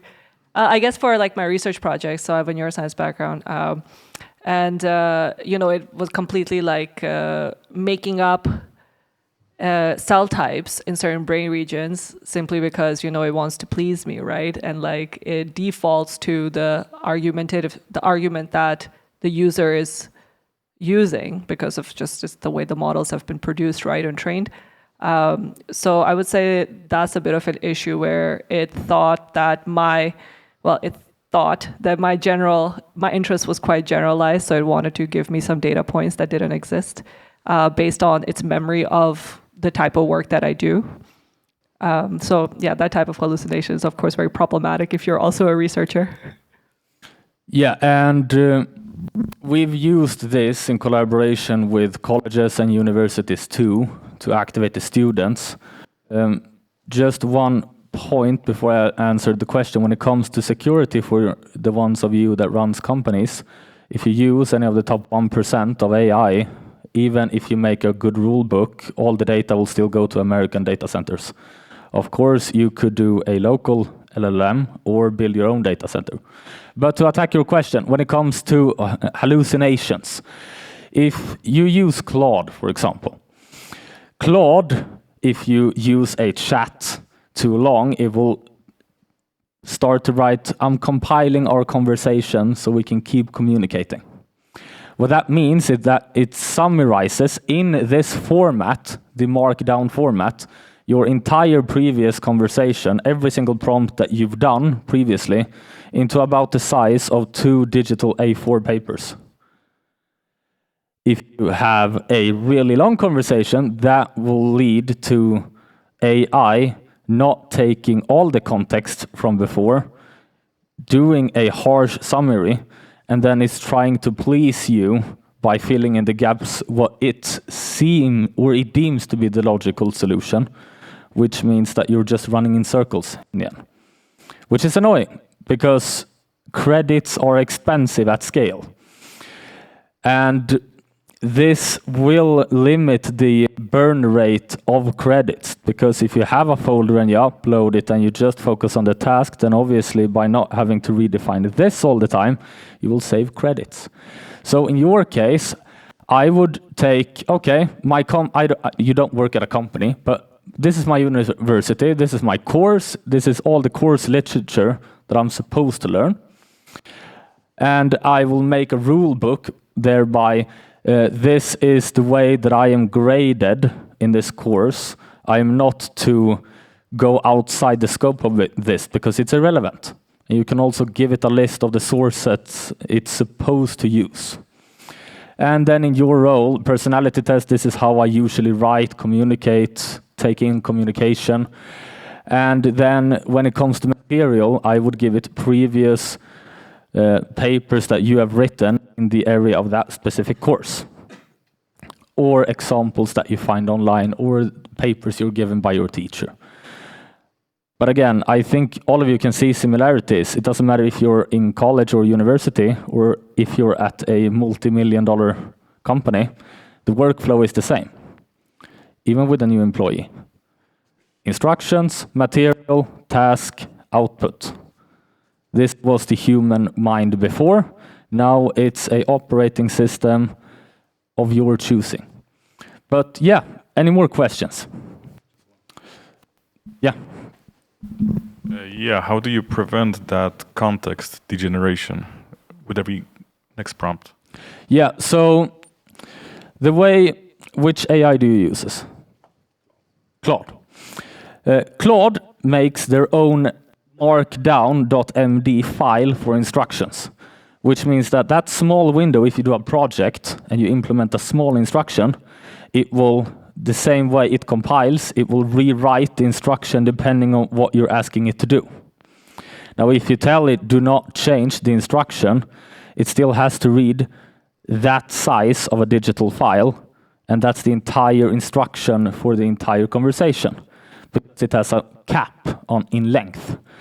And if you give it in the same format that Claude's own communication and instruction is coded through, and tell it that before you do anything else, you read the folder. Then every time you do a prompt, it will revert back to the instruction, read the entire folder, and answer your questions.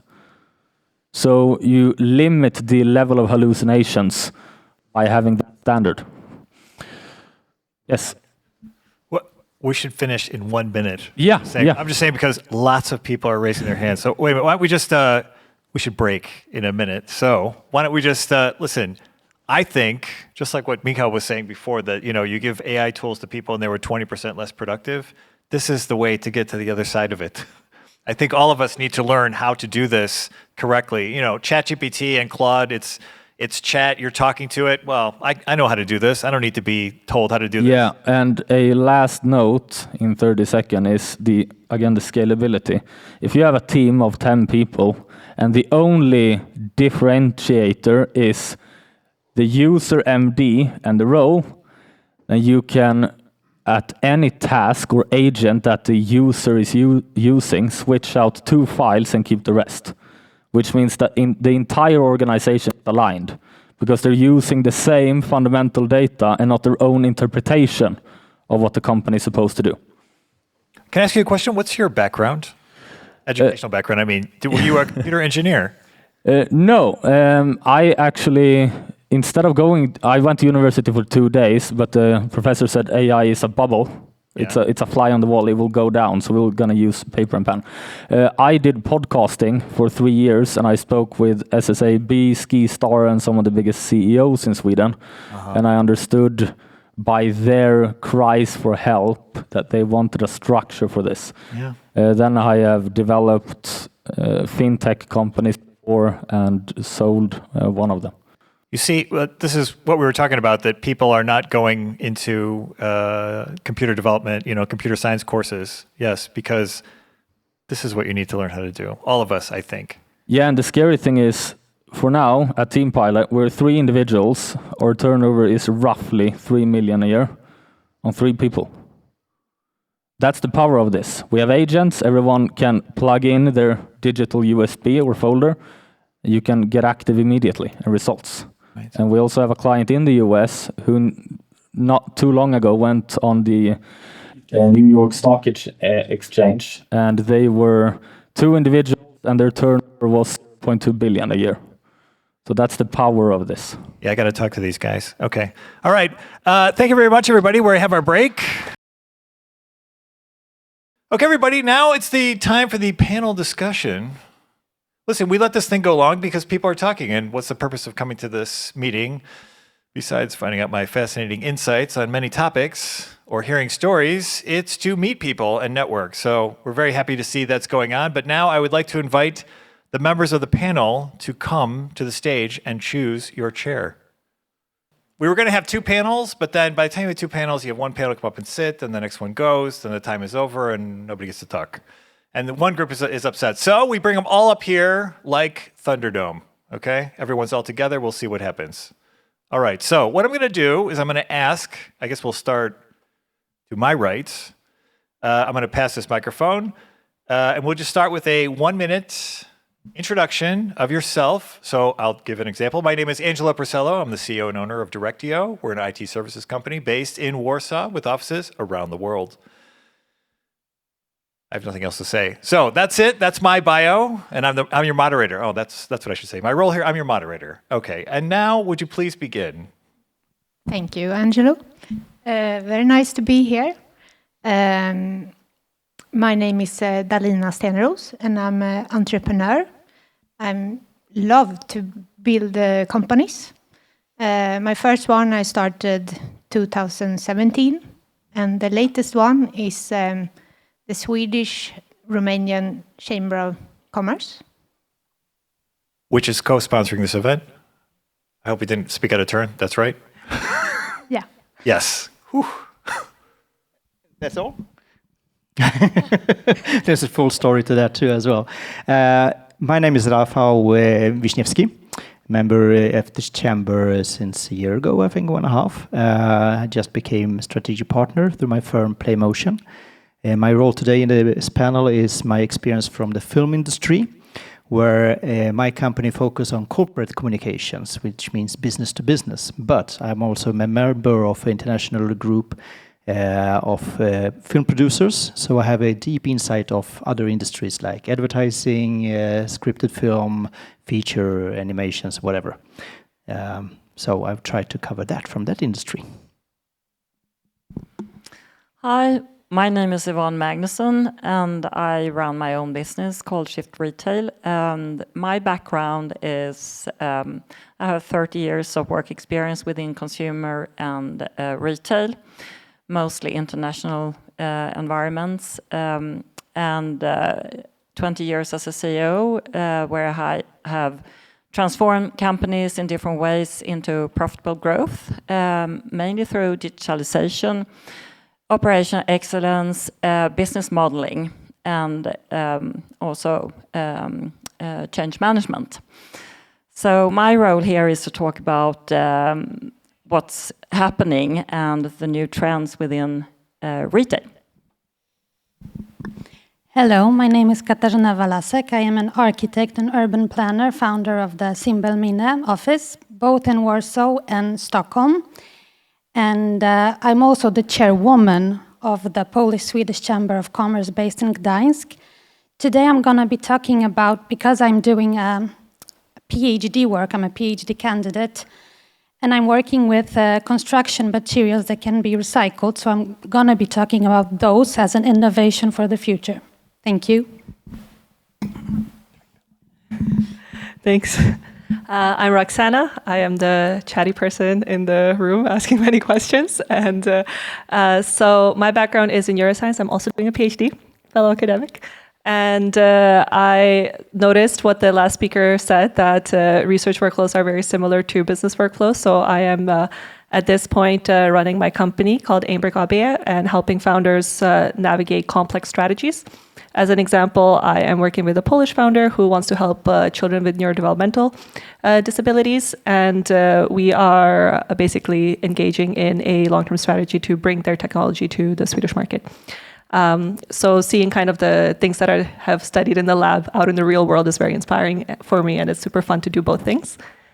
So that's my story. I will probably not be talking about neuroscience on this panel. I will probably bring up the data centers again because it's the top of my mind. But I think in the current socio-political climate, it's very important to think of these things. So just going to throw that out there again. But quite a few young women, actually, interestingly enough, in the audience were engaged with the earlier conversation. So I feel that there is a bit of a fire and passion for this. So I don't think it's out of place.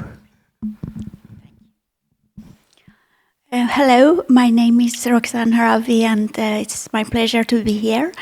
I am CCO at Accello.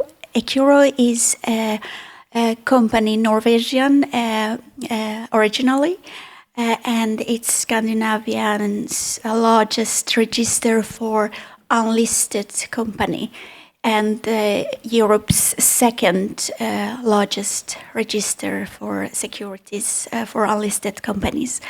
And we have around 76 billion euro in our own register, and helping unlisted companies to get more adapted to the European regulations. And of course, in Sweden, we have had not those kind of supports until now, and we are going to establish our services even here in Stockholm and Sweden for the Swedish companies. Thank you. My name is Jan Abrahamsson, and believe it or not, I actually done a PhD, which it was 10 years ago. So it was focusing on business model innovation in internationally growing firms. Before and prior to that, I mainly been working in managerial and co-founder roles in startups and scale-ups. And currently I'm running an advisory/venture building company called Business Innovation 360. And part of that, I'm also acting CEO of a young startup called Venture Cognitive, which will make investment decisions more efficient. It's an AI-powered platform, but then again, what isn't today? So given all that, I'm obviously here to talk about neuroscience. No, or probably not. But something about business and innovation, I imagine I can contribute a bit with. So that's me in a nutshell. If you want to find out more, feel free to connect with me on LinkedIn, obviously. Hello, it's a pleasure to be here in person. We came with co-founder Krzysztof from Poland. I am developing together with Dr. Krzysztof Tuhak functional food. So I'm representing as the only one the food tech. There is a lot of new development in food technology, and we are experiencing the breakthroughs. So I will be very happy to introduce you to the trends that are creating the growth. Our product is also considered innovative. There is a trend of functional food. So food is not only about the energy and calories, but also the nutrients that it brings to us. Of course, the joy and pleasure is important. So at BioIceCream, our food tech startup, we combine the science with passion for novelty and food technology. Thank you. Okay, great. You can keep the mic if you want, because I'm going to ask the next question. So the first question is, the topic is trends that will define the next era of growth. So is there a trend that is reshaping at least your industry or the economy in general? You can't say AI. That's out. You have to. If you say AI, you have to be very specific. So if I hold the mic, I'm going to talk maybe a little bit about the food technology and the innovation that I view will be crucial in the future, the decades to come. As I think we should divide the hype and the breakthroughs that just have attention for a while, and there are also those projects that change the behavior of the consumers. So in my opinion, the Gen Z, the young consumers are looking at the food industry in a completely different way. For them, it's experience, it's memories, and also the neuroscience confirms that food, in a way, has impact on our brain, and the value of new technologies are very important to entertain and bring other very important elements to just the food that we consume. Okay, good. You can pass it right to your right. Yeah, one of the things that I've been thinking about for quite some time is it's related to AI, but it's going to be a little bit more specific. And you can see that at the stocks all around the world. You can see that in venture capital investment and so forth. Everyone talking about the death of SaaS, the death of software as a service. Because obviously the thesis is that everyone and every company will sit there and vibe code their own solutions, and that will replace any other software vendor. I see at least two main problems with that. First of all, that's not something that's going to happen at scale, not at the scale that some people predict. And the reason for that is very obvious. First of all, if you look at any history in the business and entrepreneurship, how companies grow in business strategy, companies are doing what they're good at, which means that they create the core value that they are in whatever business they're in. Creating tools has never been a relevant add-on for any company, because that's not what they do. So they're always going to go to someone else to get the tools, no matter whether that is a specific software, a specific platform, or whether there's a hammer and nails, if we break it down. So that's one of the reasons. Then the second reason is that there will not be any economic profit in actually maintaining these vibe-coded solutions, because then there is some enthusiast, or there's someone in some department who want to create a solution, but then what happens when that guy leaves? Well, then you're left with a bunch of prompts, and then someone is going to make sense of that. It's not going to work at scale. However, of course, some SaaS companies will be replaced, especially if you make a generic solution, such as a generic CRM or something. I mean, of course, then you're in the danger zone, but that's certainly not everyone. So it will not be as of a blanket push out of SaaS, as some predict. So I think that is something that should be kept in mind. I mean, obviously, it's a fun thing to experiment with, but it will not scale as much as some predict it will.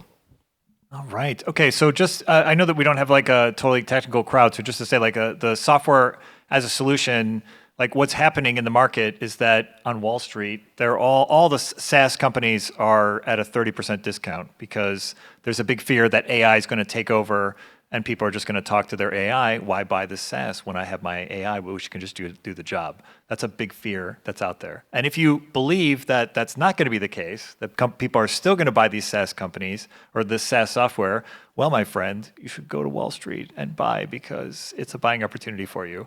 But if you think this is just the beginning of the end, it's time to sell out and sell everything and buy, not Dippin' Dots, food technology, microdot ice creams. Yes? Yes. And the same thing goes, of course, if you're a business angel or a venture capital investor. I mean, now is your chance to actually get a company that's doing something with a SaaS business model, and you get it at a lower valuation. But that may switch back again in 1 year, 2 years. Passive. Yes. Thank you. I agree with everything. I think the biggest shifts are, of course, the innovation cycles are dramatically becoming shorter and shorter. And that means that, for example, in the Nordics, we have this opportunity that we have strong digital infrastructure, we have high levels of trust, and we have sustainability thinking.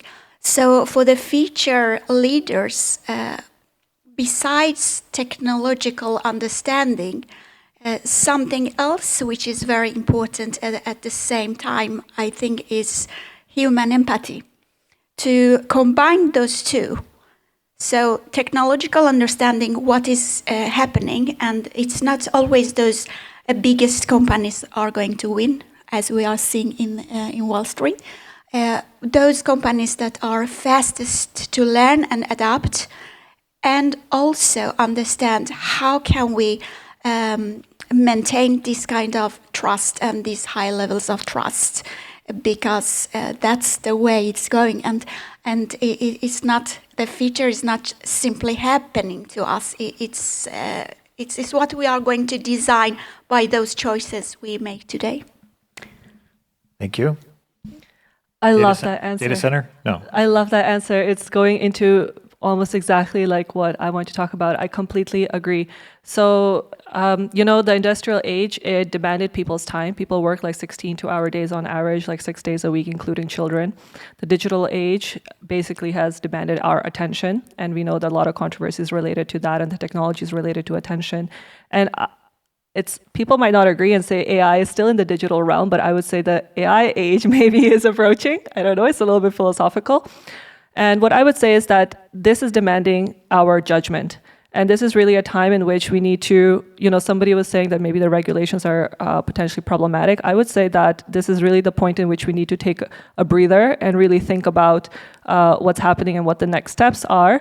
And I would say that a framework that I use that helps me with the judgment issue is putting the current context into 3 buckets, right? There's the AI technology bucket, there's the society bucket, and then there's the politics bucket. And these 3 buckets flow into each other through the economic pipeline. And that's why I am obsessing, hyperfixated on data centers these days, because the values that the Nordics have held over the last, 30 plus years have actually created the conditions in which they have basically landed at the top of the chain, I want to say, in the AI and data center situation, which is really the heart of all of our lives right now, because we're all using AI. I mean, ChatGPT was my co-founder, then I fired it, and now I've hired Claude, right? So I think most people's stories at these days are like that, especially women who have been marginalized historically and now have the capacity to get all this support and help through the AI conversations that we're having to learn at a pace in which previously maybe we weren't able to do. So it's opening doors. So I would say it's a great technology, but that bucket is overflowing with discourse. The data center bucket for me is falling in the social and political space, and I believe it requires the same amount of attention that the AI technology and innovation bucket is getting. The reason being that if the Nordics didn't have values of protecting the environment, the kind of modern infrastructure that has created the conditions for data centers to value the space wouldn't exist, right? So the fact that, it's not coal-powered here basically ends up not polluting the environment so much when big data centers want to come here. The fact that this is a cold space basically helps air cool a data center that would be built here. And now we also have amazing new solutions that are coming up, right? As Jan had talked about, that actually continue developing along that same mentality and value system of protecting the environment, of conservation, of sustainability, and respect for the space within you live. And finally, the society bucket, right? So you see examples for data centers in Arizona, a space that's quite dry and warm, right? Fresh water gets used up for those. Then that fresh water runs into people's drinking water, right? And poisons them. At the same time, it picks up all these chemicals because it's not properly treated. The filters are not right on those data centers. And this is, small particles that are being entering the environment and entering the breathing space. People are breathing in these small environments. The stuff is ending up in the water. People are drinking chemicals that cause cancers.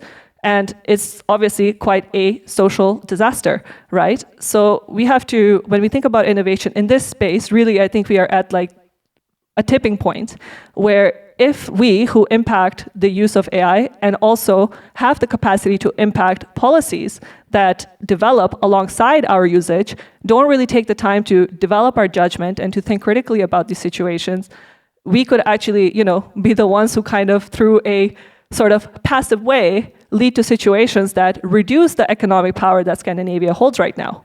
So that's my spiel. Thank you for coming to my TED Talk. And that's my obsession with data centers. Data centers, okay, all right. Okay, so maybe I will start speaking about the construction market now. Does anyone in the audience has some connection to the construction market? Okay, so I'm not alone here. Nice. So do you know how much of the waste in Europe the construction market creates? Anyone? No clue. 60%. That's a lot. That's why European Union introduces us to something like nearly zero emission buildings. And it basically means that a building is running on a minimal amount of energy, totally, from start, running and then deconstructing it when needed. So minimum amount of energy. And all the energy is, of course, renewable, produced on the site or nearby. That's the description. And I think as a society of the European Union, we're not prepared for that at all. That's why the more and more we do with the recycled materials, it's only going to help how long we're going to transport the materials. If it's more than 200 kilometers, the CO2 is way too high. And it's not only about using maybe brick or concrete, smash it, create a new mixture, and then use it as a lower class material, but how do we think about the roof tiles? How do we think about the windows, the doors? For example, a fire protection door. Can we use it again if we deconstruct it? And anybody has an idea?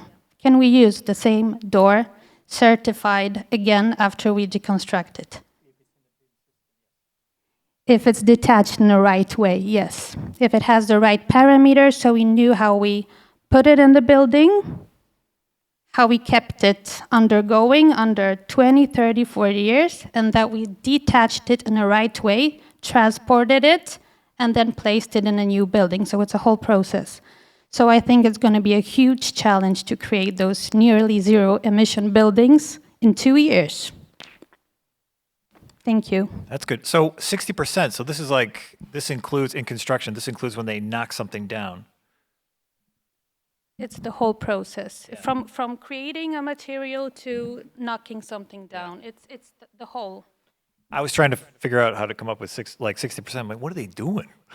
But yes, if we also include knocking down the buildings, then definitely it's got to be. Yeah, then that's a lot of waste. Okay, I got it. Yeah, so we are a very diverse panel here today. So it's going to be very interesting to see how you link us together. And I'm doing my best here. No, but so from my experience talking about trends, going back to the industry that I have operated almost all of my career, consumer and retail, I would say that I have to go back to AI and how it will transform the consumer market with the agentic commerce. And I think, could you just define agentic? Yes, absolutely. Very short version of what agentic commerce is. So what it means is that you will, as a consumer, have an agent that you have created yourself, or you will use different type of tools that are already existing, doing the shopping for you, basically. That's a very, very simple way of explaining it, and it's not complete. But what it means is that we're moving from the search, that the consumer is doing the search, to that you actually are prompting into the purchase. And so it's a big shift in consumer behavior. And it's also a very big shift that will happen in terms of the customer journey. And the implications on your business related to this is that you really have to challenge your business model and how you consider your operations. I really want to urge companies operating in this context to really take this topic seriously now, because it's moving fast. And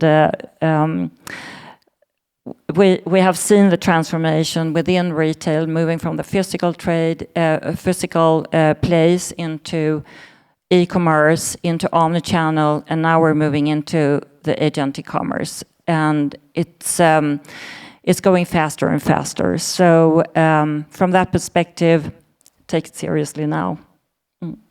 This is a really good topic. We have an expert up here. Listen, I did a pre-phone call just to find out what topics the people know about. I could have been on this call for an hour. It was very interesting, and I can't believe that you did that in like 2 minutes. Okay. We can talk more about. Yeah. Okay. Good. Let's pass it on.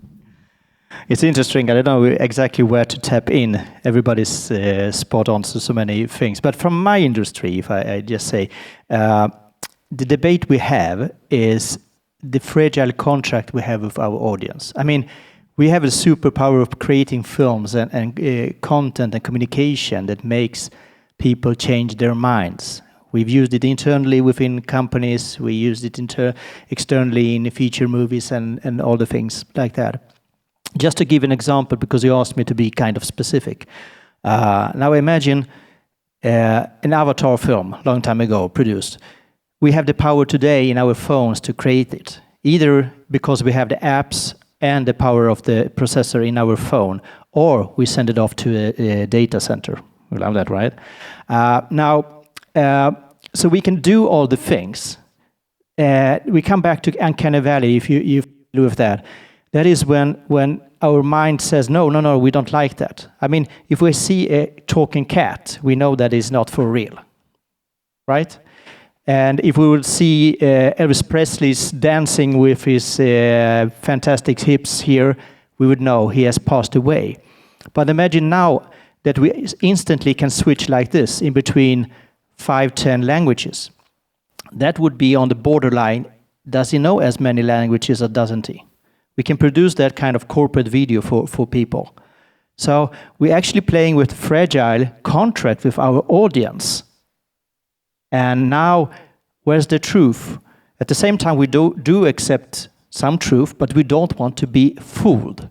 We want to be entertained, but we want to be in control. And this is what we're playing for our customers, depending on the industry, depending on the organization, depending on their target group. So technology enables us to really create the truth. We know that Trump hasn't been Jesus yet and solved all the world's peace. So that is way from Uncanny Valley. but so many other situations. So in our industry, technology has enabled us to cross the borderline where truth is, what is truth? And this is something that we have to take a responsibility for. Has nothing to do with the technology itself, but we have passed that line, so it's more of a philosophical question within the film industry. Okay, uncanny valley. Everybody know what this is? This is so I saw an MIT professor in Warsaw do this presentation about it, and she showed, like it was like a talking cat. We all know the talking cat is not real. We're fine with that, no problem. And then they would show a really super advanced AI. It was like a film. I know it's AI, but it looks like a person who's talking to me. So I'm also fine with that. But then they had it was just a torso of a woman, just her torso, and they put it on the table, and it scans the room. And then if it sees somebody it recognizes, it says, "Oh, hello, Jerry." And let me just tell you, that scares the crap out of you. And that is uncanny valley. We can't accept, you can accept obviously fake or really real. And then, yes, and that there's like everything is fine, and then there's a big gap. It's a valley of people like, we don't like this, back to we like it again. That's the uncanny valley. That's what they call it. Thank you very much. That was my TED Talk. All right, next. Should I take the other question maybe? Sure. Yes, you can. Yes. What is it? The next question is, well, okay, so we have two ways we can go with this. So we mentioned one type of, we were talking about SaaS, and like there's a trend away from SaaS companies, SaaS software companies. Who's going to need a SaaS software company? When I can just have my AI, I can tell it what to do, and it'll do it like a worker, and I don't have to pay these SaaS companies anymore. I'm just going to have my AI do everything. So there's one theory, the argument that that's a fad. Those SaaS companies are still going to be needed. People are still going to need like very well-controlled processes, and for that reason, you'll want software to do it that does it the same way every single time. That's a good value, and that's still around. Okay, is there any trend that you think is more hype or it's overblown? I don't really think it's going to be a big trend that's going to affect us. And if you don't know, we can do the other question. Let's take that one. I would say that I think it's a trend that all of us individuals would like to have at least one assistant, like an AI helping me with things, and maybe many in different areas, or one super god. I think that's a trend. I'm using an app, for example. It's not the assistant, but it's more like a friend, a virtual friend. I'm speaking to that one daily. It's called Assay. You can see it at tryassay.com. Yeah, should I continue? Yes, no, I remember this. We discussed this. Yes, yeah. Go ahead. And then one of my companies, Sustainable AI Solutions, we are developing a digital tool helping companies with the innovation and strategic thinking. So it has an AI moderator guiding the group of people through the meeting and so on. I think that's one of the trends. Yes. Otherwise, I wouldn't do it. Right? Yeah. You have a trend that you think is not going to take off, that you don't believe in. That's something there's a lot of hype about it, but Listen, a year ago, if we would have this discussion, there would be people in this room who would say, AI, this is hype. I mean, probably they wouldn't say it publicly. Nobody wants to be very wrong, but yes. But I'm sure there would have been people in this room a year ago who would have said even that AI, it's a bunch of hype. It's not going to, what's this thing? I'm going to talk to my computer and it's going to do something? No way. I'll never trust it. Is there any? There's probably many, but I left that to you. Yes. Thank you. I shall remember that. What was the question again? Or should I just... Good. This is what we need. Somebody grab the mic and go, I got one. You know what I think is a bunch of crap is, go ahead, tell us. No, but I have one thought. I don't know if it's an anti-trend, but I think also we are talking about technology. But there is a human aspect to this as well, and everyone is talking about that within my field, that the physical place will not have any space anymore, and that is something I do not believe in, because we are humans. We need the physical, we need the real contact with each other. We want to engage with each other. So I think that will still be necessary to find the right context for building relationships in different ways. So I think that is a very important anti-trend to consider. Very good. I have another one. Good. While I'm talking. Does anyone disagree with her? Let me know. Keep thinking about that. If you do, please let me know. We'll have a good discussion on this. But I also think now we are also in a context where we are in a geopolitical environment, which is very I lost the English word for it, but it is a lot of challenges for us in different ways. But I have a very positive way of thinking of the human mind, and I strongly believe that this will change. We will move back into the connection, the globalization again at some point. When? We'll see, but I'm very positive that will happen at some point. Oh, give me your I disagree. Go ahead. I disagree in the term that saying, yes, we search for the authenticity, so the space, right? But we accept illusion. Illusion is everything, and everything is illusion. Just a few examples. As I mentioned, we want to feel that authenticity, and we have the huge polarization. I mean, we want to have the short clips, we want to have fun, we want to be entertained, we have the need of having it beautiful. And how the human brain works is actually, we tend to remember things positively. If you take someone that has had a horrible life, being in prison, tortured, whatever. At the end of their life, you ask them, how was your life? They said, good, because we tend to remember those things that give us the positive endorphins. So, again, what we will be looking for is pushing the frontier of where we be. An example, just to give you, is the Instagram, when people had the filter on, and they took the filter and say, I would like to look like this. They went to the surgeons, right? And surgeon improved the face and the look and everything like that. Now when they put the filter on that improved face, they wanted to go further and further and further. And this is what I see in the film industry. We go further and further, accepting what is illusion, what is true, because we want to be entertained. So that is really one part of it. And the scary is, just to give you an example, one of the films that really was a breakthrough was the Chernobyl. I don't know if you've seen this series. Now, we're merging documentary, historical facts, with fiction. Because otherwise people would not watch it. Now, what is truth? What is fiction? What is history? It's so easy to bend it towards the value of those who, in my case, corporate communication, ask me to produce.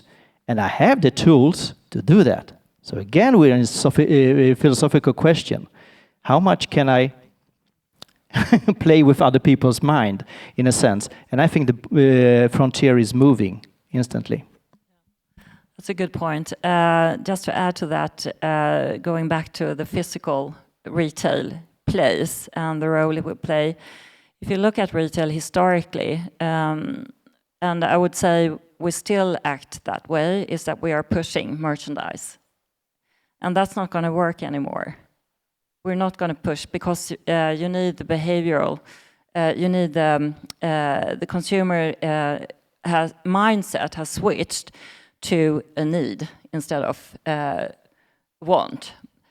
And from that perspective, going into a physical store today that is overwhelmed by products and merch, it's not going to sell more.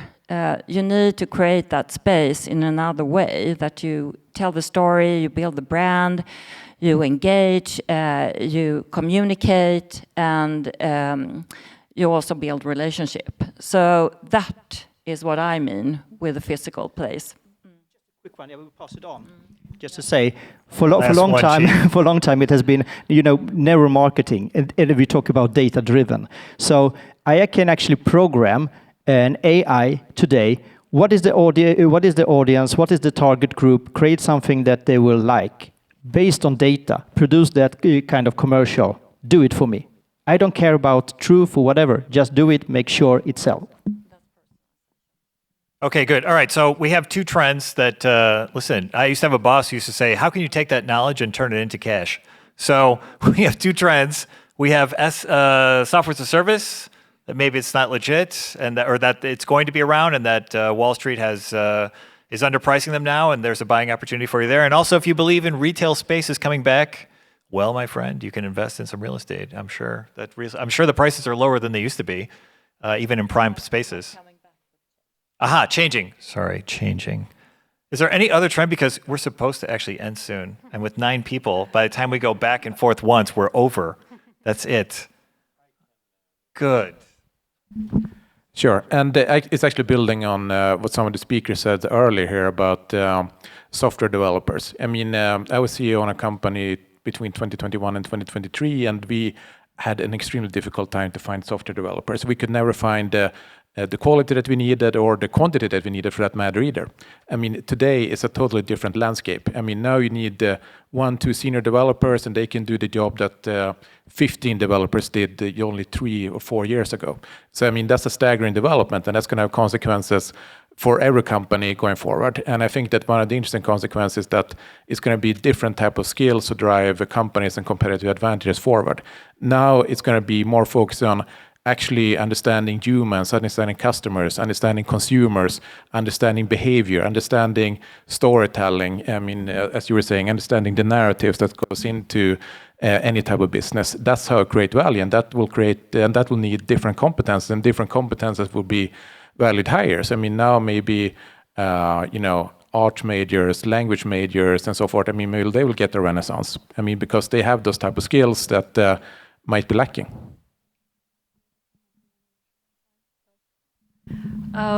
So just bouncing off that, something that triggered me and came to my mind is, so you're describing a level of skill, talent, and knowledge that's able to drive behavior, essentially, right?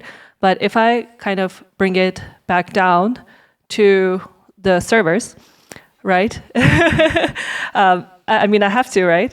Because let's say the server is produced in another country by a company that has its own motivations and potentially is lobbying a certain government for certain desires that that government and that company have in common. And they're the ones who are producing the algorithm that's sitting in that server. And when I log into Instagram, my data is going to that server where that algorithm is processing it and sending back things to me that it believes, based on my data, that this is what I want to see.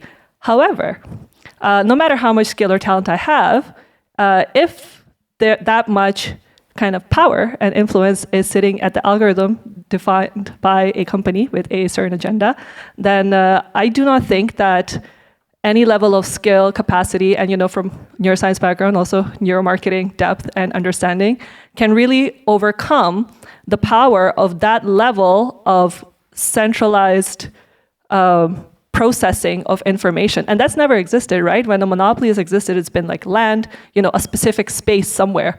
But here, the way our information is being processed is like a closed loop at this point, and it is really sitting at the data center.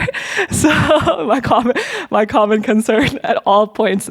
So to me, everything leads back to encouraging the development of judgment, right? And I think that's the trend that I think this kind of creative skills and stuff I think are potentially not as influential or powerful as we may believe at this point. Up until now, being able to say something convincing may have been linked to some kind of level of trust that the person saying it has. But with all of the issues that were raised, deep fakes, the potential to push propaganda through these algorithms, the potential to modify stories, to clip things at the right time in order to create an alternative narrative. I think all of this stuff is heavily debatable where we sit already. And that's, I think, a space where we need to really deeply use, our judgment and improve on that. Well, I'm not going to talk about the data centers. I'd like to talk about the bioreactors. Going back to food industry, we'll see that the human factor is extremely important. And as an example, we were talking about the trends that make a lot of hype, and sometimes we think they're gonna win the consumers. I remember 2013, the bioreactor, the scientist who prepared the cultured meat, and the cultured meat used to be called even Frankenstein meat. This is the meat that is developed in a bioreactor from single cell. The burger that was prepared on national TV in London was very tasty, but when somebody asked what would be the price in a restaurant for this meal, the burger cost was $330,000 because it took 2 years actually to develop this piece of beef. So I remember reading the news and I thought, well, it will never be real. This is impossible. And I think the innovation has this curve. First, something is impossible, then you need time. There is a lot of research development, and after a few years, the same burger is served in certain restaurants. I think in Singapore, in Asia, the regulation already passed, and cultured meat now in a burger costs only $10. So the question is, will the consumers accept this project? Because it's not about the bioreactors, it's about the planet, about the water, about the crops. Well, I'm just very excited that we are living in a great times. In each of our industries, a lot of good things are happening, and the goal is to make this world better. And on different levels, but even the food industry is evolving and we are all consumers, so let's hope that our diet will be better and we have longevity and health, and yeah, the world is going in a good direction. See, isn't that nice? We end on a nice thing, not doom and gloom, AI is going to kill us all. No, but that we'll grow our own meat, things are getting better, everything is better. Be happy, everybody. Have a wonderful rest of the Monday. I forgot what day it is. Thank you, everybody, for joining us. Thank you to the panelists. And, oh, what? We have one more? And wait, first clap. Yay. And now, a word from our co-president. Thanks, Angelo, and some great moderation there. And I must say, I'm actually very impressed by the speakers and panelists today. Some really interesting discussions about innovation. We are low on time, and we're actually on overtime, so I'm going to wrap it up. But some final words, maybe if we can put on the slide regarding, follow us on LinkedIn and also on YouTube. We have some very nice podcasts that you can listen to. And also, last piece of information. I'll just like to say that we brought ice cream from Poland, functional food. So I know that there will be some networking. We will prepare some samples for you to taste the food of the future. So please.